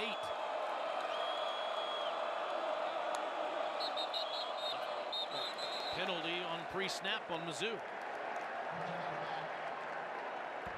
Prior to the snap, false start. Offense, number 3, 5-yard penalty. Still third down. You know what that is, Taylor? When that happens, you're probably getting the ball. I mean, almost always. And you can see the K-State defense. They were over there pointing. They're pointing at Bird. They're saying, look, look, look. They're lined up at the end of the line of scrimmage. So here's Bird right here. And you can see Parrish. You see him just a little bit early. That's a guy that's expecting to get the football and an early jump on it. Instead of 3rd and 5, 3rd and 10.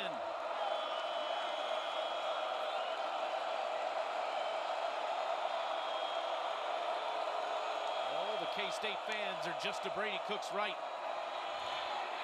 And Cook throws, and it's Mookie Cooper with a first down grab on Keenan Garber of K-State. It's a 14-yard completion. A lot of time. They only rushed 3. Daniel Green was just kind of spying Cook. Not sure that that's necessary with Cook as hobbled as he is. And with time, he threw a strike. Big conversion for Cook and the Tigers. He rushed 2 this time. And on first down, despite that right leg injury, he outraces Daniel Green to the sideline to get a couple. At that time, K-State didn't even have a defensive end. You could see the front. They were just going, hey, wait a minute. We're misaligned here, guys. We don't have anybody. Look over here. There's nobody lined up on that edge. You see confusion. Brady Cook ends up leaking out. Instead of a 3-3-5, a 2-3-6.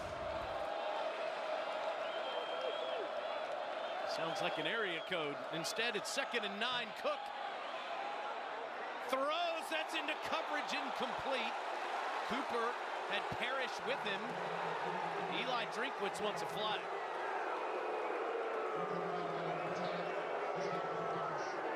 They've been going after Parrish repeatedly. Of course, everybody here in attendance. That looks like just a clean pass breakup. Maybe you look at that left hand, the left arm, and it's usually that trailing arm that might draw a flag. That time, one does not come out. Another 3rd and long for Brady Cook.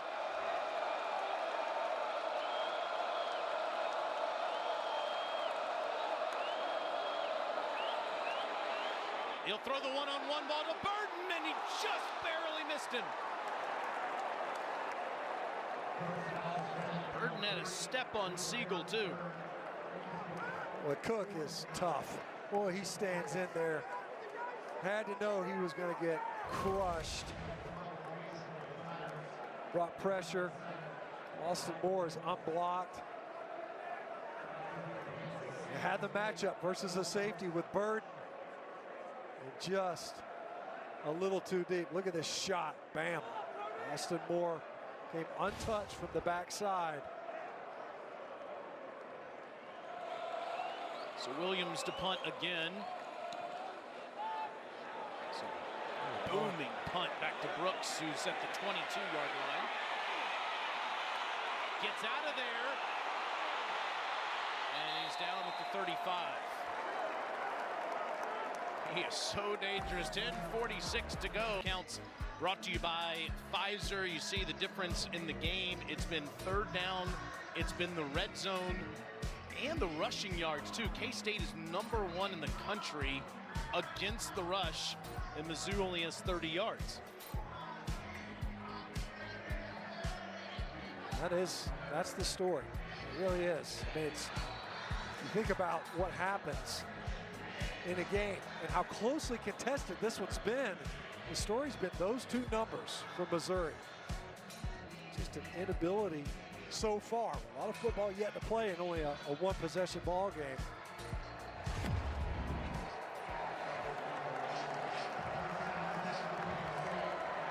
Will Howard is back at quarterback after Brooks somehow got out of all that traffic to give them field position at the 35-yard line. Hand it to Giddens. Giddens will get a few. Past the 38-yard line where Johnny Walker Jr. makes the tackle. Coach Kleiman has had such success in K-State and North Dakota State. In fact, K-State's 3-0 versus non-conference Power 5 opponents in the regular season, as long as he's been the coach at K-State.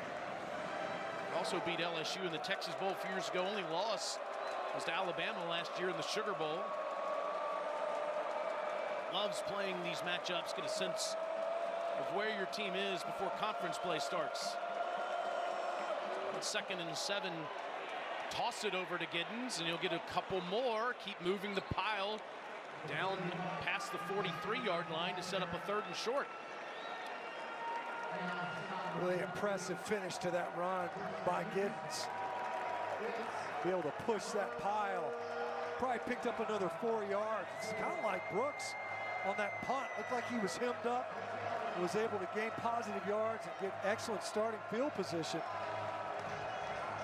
Blake Baker sitting over there going, look, we've been aggressive most of this game. They've been able to win the line of scrimmage prior to those past couple of runs here on this series. 3rd and 2, Sennett catches it, but short of the marker. It was taken away by George there. Dalen Carnell was all over Sennett. He was.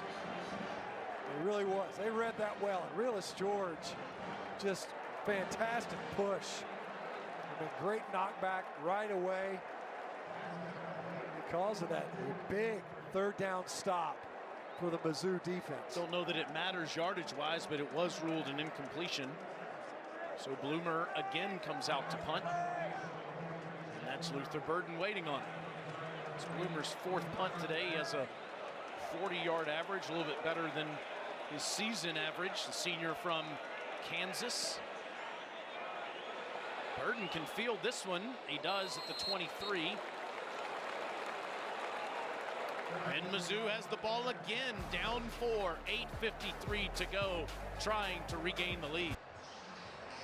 We have such a great team around us. 2 of our valued members, Kevin and Lexi, got this one for you, Stinch. Look at that. Mizzou's done almost all of their damage on 1st down today.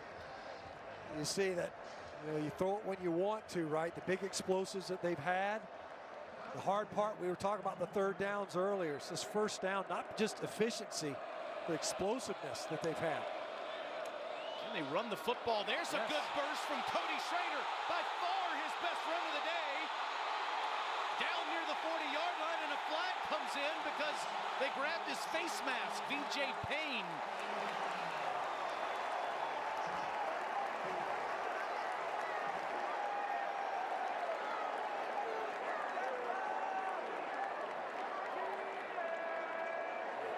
add some yards onto this one. That's the first run of more than 20 yards all game for Missouri. Personal foul.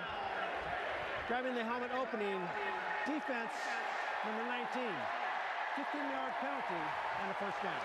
You know, they had one run over 15 yards this season, and that was Schrader who busted it against South Dakota. He busted this one for 36 plus the 15. That's a great job by the official. That's a clear call. 51-yarder net of the penalty as well. It's been the big plays here in the second half for the Mizzou offense. You think about the two big passes, and now the big run. Cook pumps, throws, Burden in space. That's where you want him to get the football, and he takes it to the house.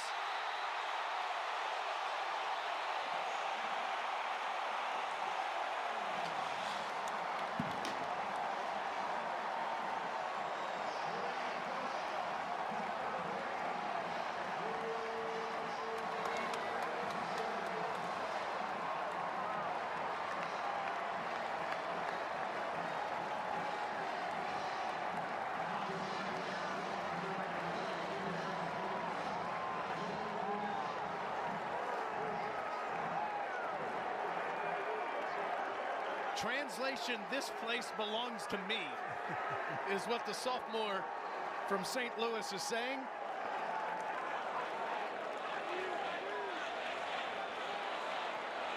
And Mevis gives them a 3-point lead. He had 96 yards receiving in the first game of the year. Last week he had his first career 100-yard game. Here's number 2 today, over 100 on the day. For the most talented player on Missouri's roster, Luther Burden III. Mizzou leads K-State. Every game that's been renewed last year and this year. Sure hope these athletic directors put it back on the schedule again soon. The 99th meeting hasn't disappointed. Mizzou regains the lead 27-24. The dangerous Phillip Brooks waiting on Harrison Mevis' kick. And let's check out the Good Hands plays brought to you by Allstate. We talked about the big plays, and it started early. Mizzou had to answer after an opening drive by K-State. They did. Then Luther Bird, he doesn't have to get the ball downfield. You can throw it to him right now. Nice blocking downfield by Tyler Stevens.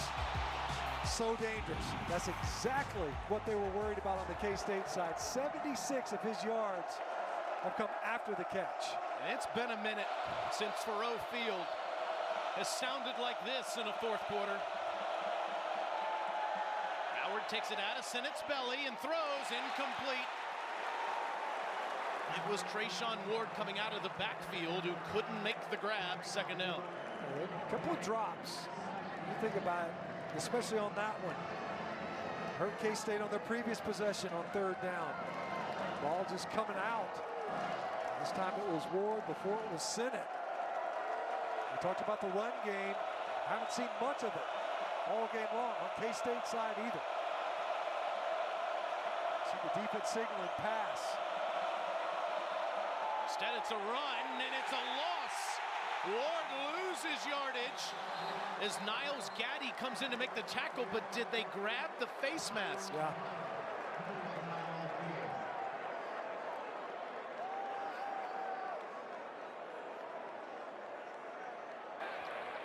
Personal foul, face mask, defense, number 21. 15-yard penalty from the previous spot and an automatic first down. Obviously, watch Gaddy. He ends up shedding the block of Beebe. Actually doesn't, but just reaches out with that left hand. He's going to get tackled anyway by Tyron Hopper instead. Gaddy just gets a little grabby. Gives him a first down and a half. Instead of third and long, it's first and 10 from the 40. Howard, nothing open, throws underneath, and there's Ward out of the backfield, getting open, and slides down inside the 30.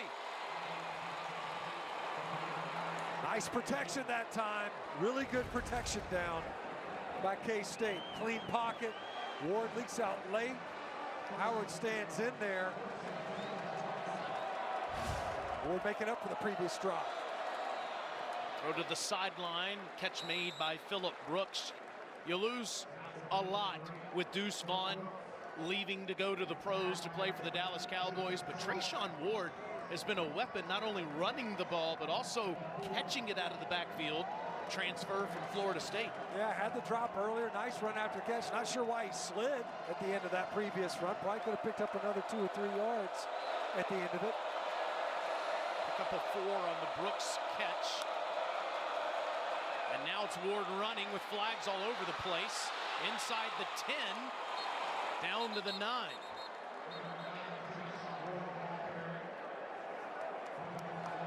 See, I don't know if maybe Mizzou is in the neutral zone. Offside. Defense, number 15, live to the neutral zone. That penalty is declined. Result of play is a first down. 14-yard carry for Ward to give K-State a 1st and goal at the 9. They got Johnny Walker. See him right here? He's just a little too far up. End up across from Sinnott. The flag's right away. Just comes popping out. Heck of a run. We just got done talking about it. For 3 quarters, 3.5 quarters, there's been no run game.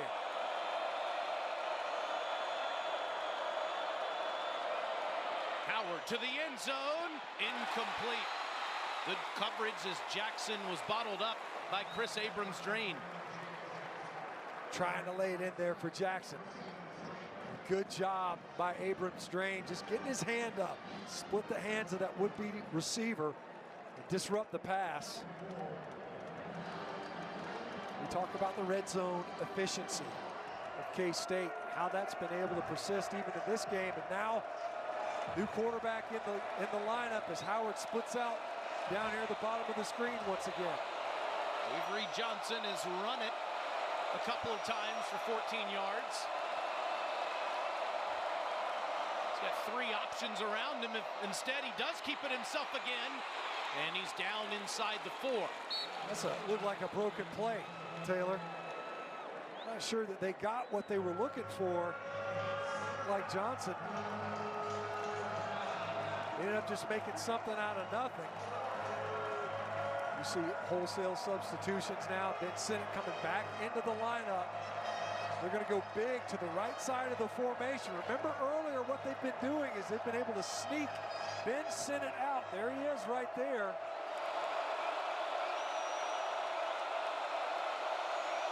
Everybody, look, you think Mizzou doesn't know? Look at all these guys. They're all pointing saying, hey, here he is. He's gotten us 2 other times in the red zone. Play clock has expired.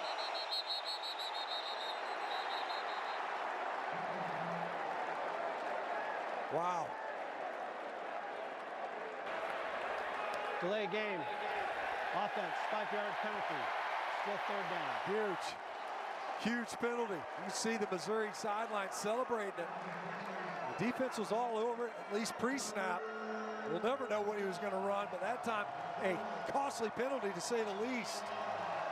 Push that ball back 5 more yards. You think about the jump pass. A couple other times where they were able to bluff run. They're not bluffing the run now on a goal to go on 3rd down from the 8-yard line.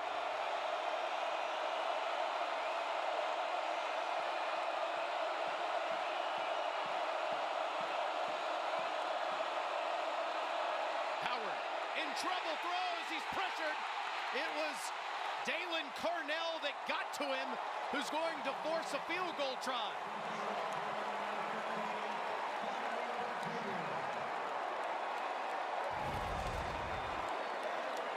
Cornell just coming off the edge. He ends up working back inside. Some confusion. Poirier, the right guard, just think you see him. He puts his hands up on his helmet.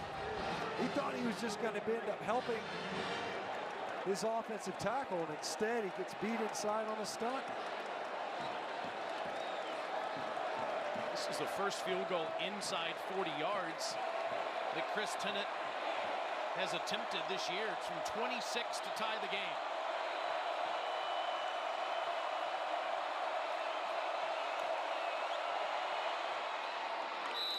5:25 left in the football game.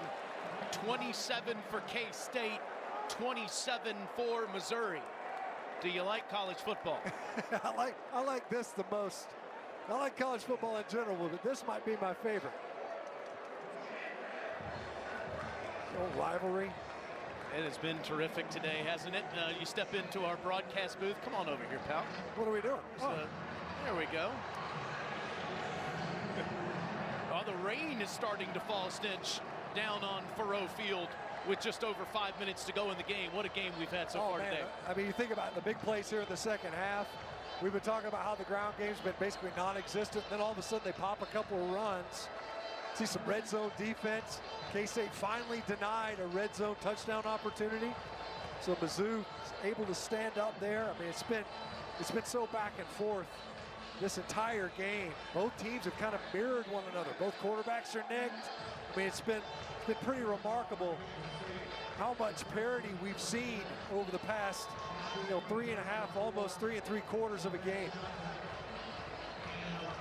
Chris Kleiman on your left, Eli Drinkwitz on the right. Drinkwitz looking for a signature victory, 19-19 as the head coach at Mizzou. Kleiman's got plenty of them. And it'll be fielded at the 4. And Burks goes past the 25 to the 26. Alyssa, we need to get you a rain jacket, my friend. Oh, don't worry, I have one, always prepared. I want to talk about something that Stinch just mentioned, though, as far as both of these quarterbacks being hobbled. I've been back and forth between both K-State and Missouri's sideline. It's unbelievable to watch the fight that both of these guys have. Will Howard constantly talking with his offensive line, constantly with his assistants to make sure they're on the same page before every offensive drive. Brady Cook might be injured, but I don't think I've seen him sit down for more than 10 seconds. He's been on his feet, cheering his defense on, making sure these Missouri fans are as loud as they can be. He can't wait to get back out on the field as he is now. Cook, a career-high 315 yards. The play clock's expiring, and he didn't get it off. Wow. Well, what's going on? We talk about the parallels, the kind you can't have. Delay game. Offense. 5-yard penalty. Still first down. Obviously no way to start a drive. Of course, the previous play clock expiration in the red zone. And see Eli Drinkwitz vexed on that one. And here's play caller Kirby Moore up in the booth. Just slow execution that time. You see the center judge in there holding it as the play clock rolls down. If you sub, the defense has an opportunity to sub. On 1st and 15, Cook throws to the sideline. And it's Weiss who makes a turn to get a couple more past the original line of scrimmage up to the 29. He's made a difference today. The issue for Mizzou coming into today was nobody other than Burden could get going in the passing game. Weiss has 4 catches. They definitely were intentional when the game started. Get other guys involved. Want to target folks other than number 3. Eventually, you knew that Luther Burden would get his touches. Another quick throw to Burden, and he's clobbered immediately by Marquise Siegel. It's a loss on the play and 3rd down. Not the touch they were looking for there. Get it to your playmaker. Siegel triggers right now. Look at him get downhill. Senses it. You can see Mekhi Miller, who's in there playing hurt with that hand injury, ran right through that would-be block for a negative yardage.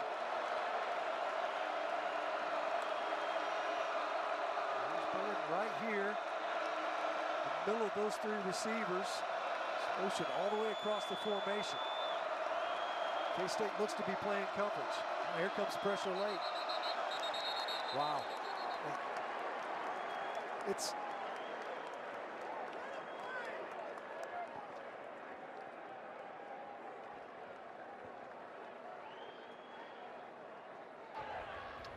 False start. Offense. Number 76, 5-yard penalty. Still 3rd down. Javon Foster playing pretty good ball, but watch him, see him rolling out of that stance. Just a hair early. He's lined up opposite the best pass rusher in K-State's defense, and Khalid Duke. All 5 of Missouri's penalties have come in the second half, 2 on this drive.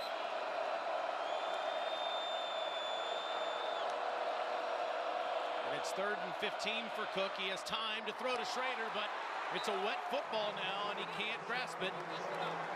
And Missouri will have to punt it back to K-State in a tie game with 3:53 to go. Well, you see why Foster was trying to get out early. He knows he's opposite a pretty good pass rusher. Watch Duke. Here he is. There's a protecting back to his side. Schrader's there to help. Watch Duke split him. He rolls right between him. He got a guard even coming out there to help him, and he still was able to affect that throw for Brady Cook. Riley Williams on to punt for the 6th time. He has a 44-yard average.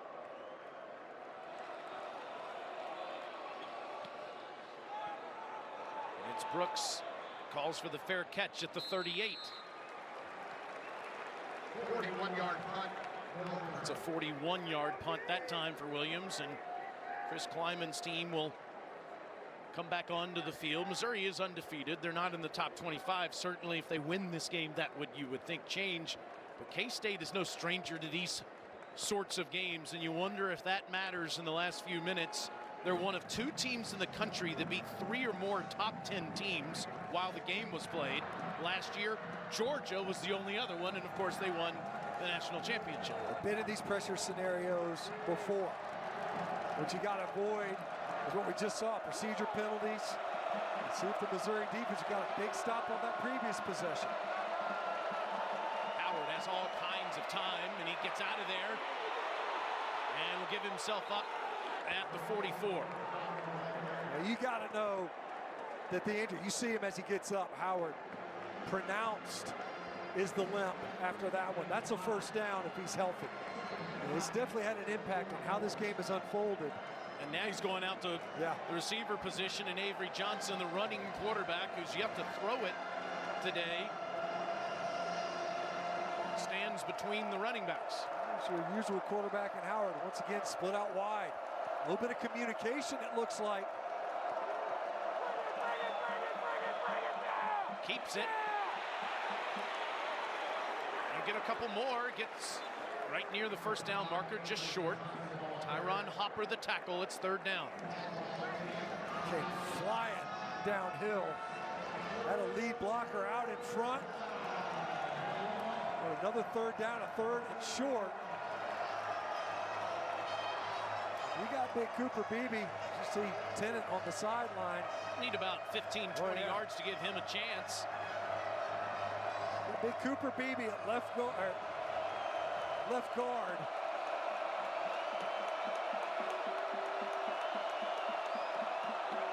And a give to Ward. He made a man miss, and that's why he got the first down. What an effort. What a great effort by Ward. And it was Hopper right there with him, Stinch. He just does a fantastic job of winning this down. Hopper's in the backfield, almost took the handoff. He breaks 2 other tackles after the Hopper would-be tackle. Watch this cut in his own backfield, and is able to get the first down. What an effort. First set of downs, and the clock is a factor. Under 2 minutes to go. Howard throws, sent it off of his body, incomplete. The clock stops with 1:42 left. Nice protection. Ball a little bit behind Sennett. That rain a little bit earlier. You wonder if the ball's slick on that spinning catch. Watch him get spun all the way around. Just bounces right off of his fingertips. See that ball behind him. Sennett just couldn't quite corral it. So here comes the center judge with the substitution. Standing over that football.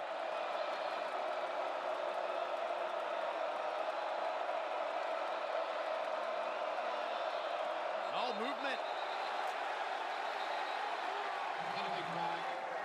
You can see Howard, he's saying, give me the ball. Before that even happened, it looked like Gillum was confused. He stood up, turned around. The center judge came in. False start, offense number 9. 5-yard penalty, still 2nd down. Howard was calling for the football. And Gillum just got out of sequence with his quarterback. The center judge came in, see Gillum, he turned around. How long are we going to wait? Gets back over the ball. Howard motions for the motion to come across and just signaled for the ball. They missed it. He steps up, Howard does. Throws into the Missouri bench. You can see that time Howard was trying to direct traffic. He wanted Sinnott to go deep. Usually in the scramble drill, the way it works is if you're deep, you come back to your quarterback. If you're shallow, you run away, give him something. And once again, you think maybe he would have tried to pick up yards with his feet. Didn't. And those 2 incompletions mean the clock is stopped. Mizzou still has 2 timeouts, so they might want to move the football down the field with a chance if they can get off the field on this 3rd and 15. And timeout's going to be called by Kansas State. Their first. You see Chris Kleiman frustrated with the operation of his offense. Both offenses, back-to-back possessions, just sloppy. You see the procedure for both of them. They got penalties, pre-snap penalties. A delay a game at home. Kleiman sitting there going, all right, hey, look, we got to be smart right here. There's a couple things in play, as you pointed out, Taylor. Well, Mizzou still got those 2 timeouts. But what you do right here with 3rd down, right? You want to stop the clock on your own. If you don't complete this ball, right? But it's 3rd and 10 plus, and you're wondering, how much are you looking to pick up? Even if you get it all the way to the 1st down, right? You extend the drive. There's no way to say, hey, let's just pick up some yards and attempt a field goal. This atmosphere has been electric today. Earlier in the game, everyone, no matter what color they were wearing, were giving their feelings about Kansas. The Mizzou fans now are letting K-State know how they feel about them on a 3rd and 15.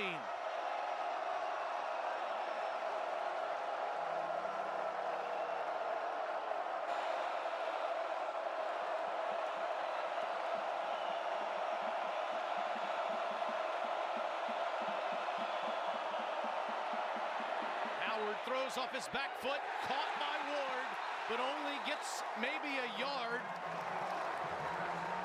And will Missouri use a timeout? They will, with 1:27 to go. They have 1 left. And so you think, I mean, it's not that big of a deal. It's a big deal that Ward makes the catch. At the very least, you're forcing the team you're about to put the ball away to burn one of their timeouts with the possession. The clock would have continued to run. Always dangerous. Luther Burden is back deep. Jack Bloomer has done a good job for K-State as the punter today to play keep away from Burden.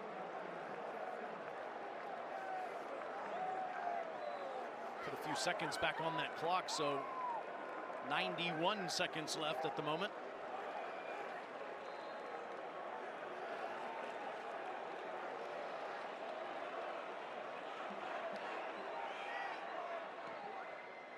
Exactly what Bloomer needed to do. A big punt with lots of hang time that forces a Burden fair catch.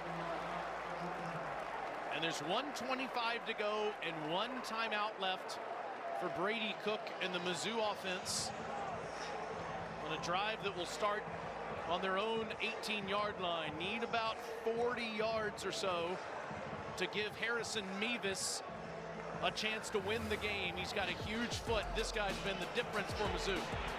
Open the scoring, big shot downfield, confusion in the backfield, defensive backfield. Just get him the ball. Doesn't have to be deep. Get it to him right now. He'll break a tackle and take it to the house. 2 scores for Luther Burden. And the impact that he has is on defense anyway, even when he doesn't get the ball. He has more receiving yards this year than he had all of last season.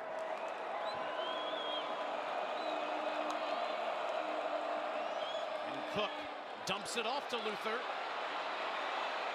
Only gets a few, and the clock will run with Siegel making that tackle. Similar play to the one we saw earlier, right? Cook's not going to be running it much, although he did show some pretty good mobility earlier in this half. And now a run play, and it's a first down run by Pete up to the 30. Clearly the game plan here, Stinch, is either win the game or don't let Kansas State get the ball back before overtime. You can see it. Clock stops to move the chains inside of 2 minutes still. Cook, again, a quick throw in a tight window up to the 35-yard line where Tyler Stevens makes the grab. Under 45 seconds left.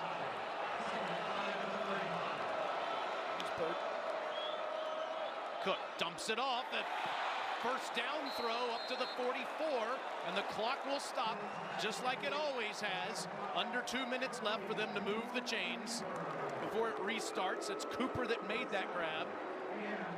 And Mizzou is going to use their last timeout. Third and final timeout of the half, 60 seconds in length. You can see that K-State saying, look, nothing easy. The problem is you got this guy on the sideline who, as you documented earlier, Taylor, he likes the long ones the best. Did miss one earlier today north of 50, but he's 10 of 14 in his career from 50 plus, including 2 56-yarders. So that means you need to get to the 39 or 40-yard line.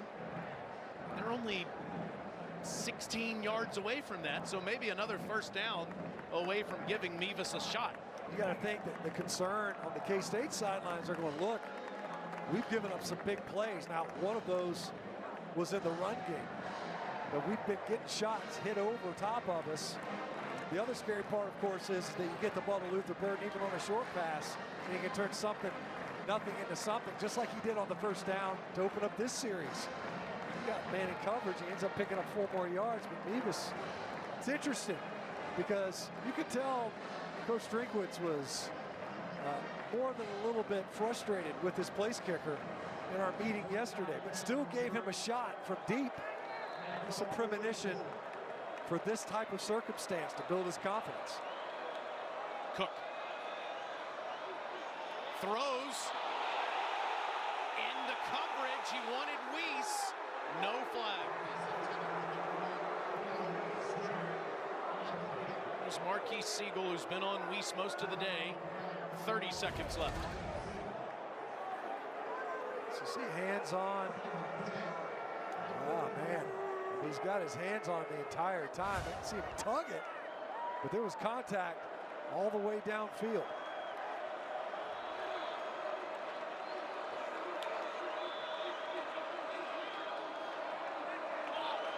You can see as it looked to the sideline, furiously signaling on the Missouri sidelines. Cook throws, and it's Weiss who makes the grab short of the first down marker at the 48-yard line. Mizzou's out of timeouts. You see the hurry up. Nice tackle by Keenan Garber. They got to get set. Across the middle, it's a first down throw, and they're into Mevis's territory as Weiss makes the grab at the 39. You got to clock it. And they'll do it with 6 seconds left. Here comes, it's almost like Coach Drink knew this was going to happen when he went for the long field goal in the first half, just to put some confidence in his kicker. Again, he's done it twice. Most recent 56-yarder came against Georgia last season. What a conversion, I mean, just for the yardage needed as well.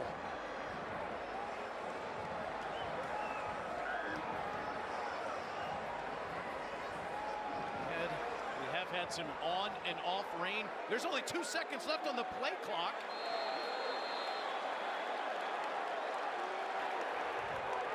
Delay a game. Wow. Unbelievable. 5-yard penalty. Still first down. You could see Coach Kleiman. He was over there gesturing like crazy at the play clock, but I'm not sure that K-State didn't have too many men on the field. There's and now Missouri is going to run a play, but K-State's going to call timeout. All sorts of disarray. Timeout. Kansas State, their second of the half. 30 seconds in late.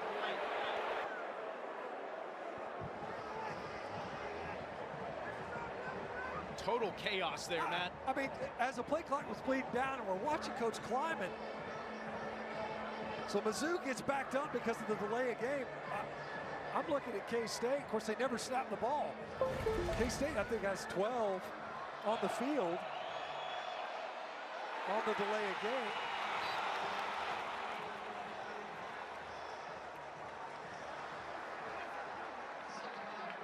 So you barely get that away and clock it. All right, so 6 seconds to go. Can Mizzou get a few yards here to get back to where they were? And they'll throw, and it's incomplete. It's deflected with 3 seconds left. What a play by Brendan Mott. Just unbelievable that you get a delay of game in that scenario. And they're still sending Mevis out. And this will be right around 61 yards.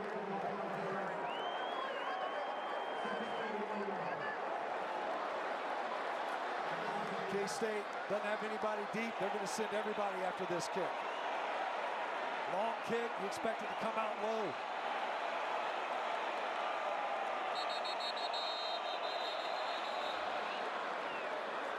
Timeout K-State. That'll be the only one. Kansas State, their third and final. Timeout of the half. 30 seconds in length.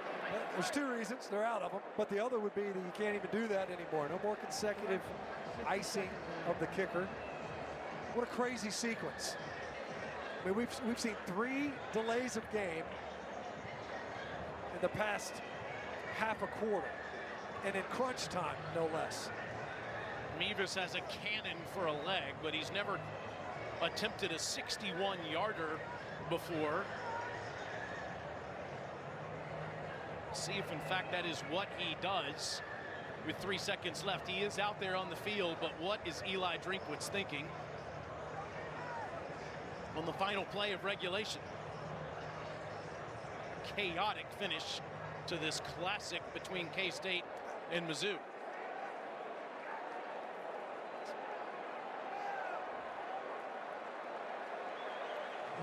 Now there is a returner under the goalpost.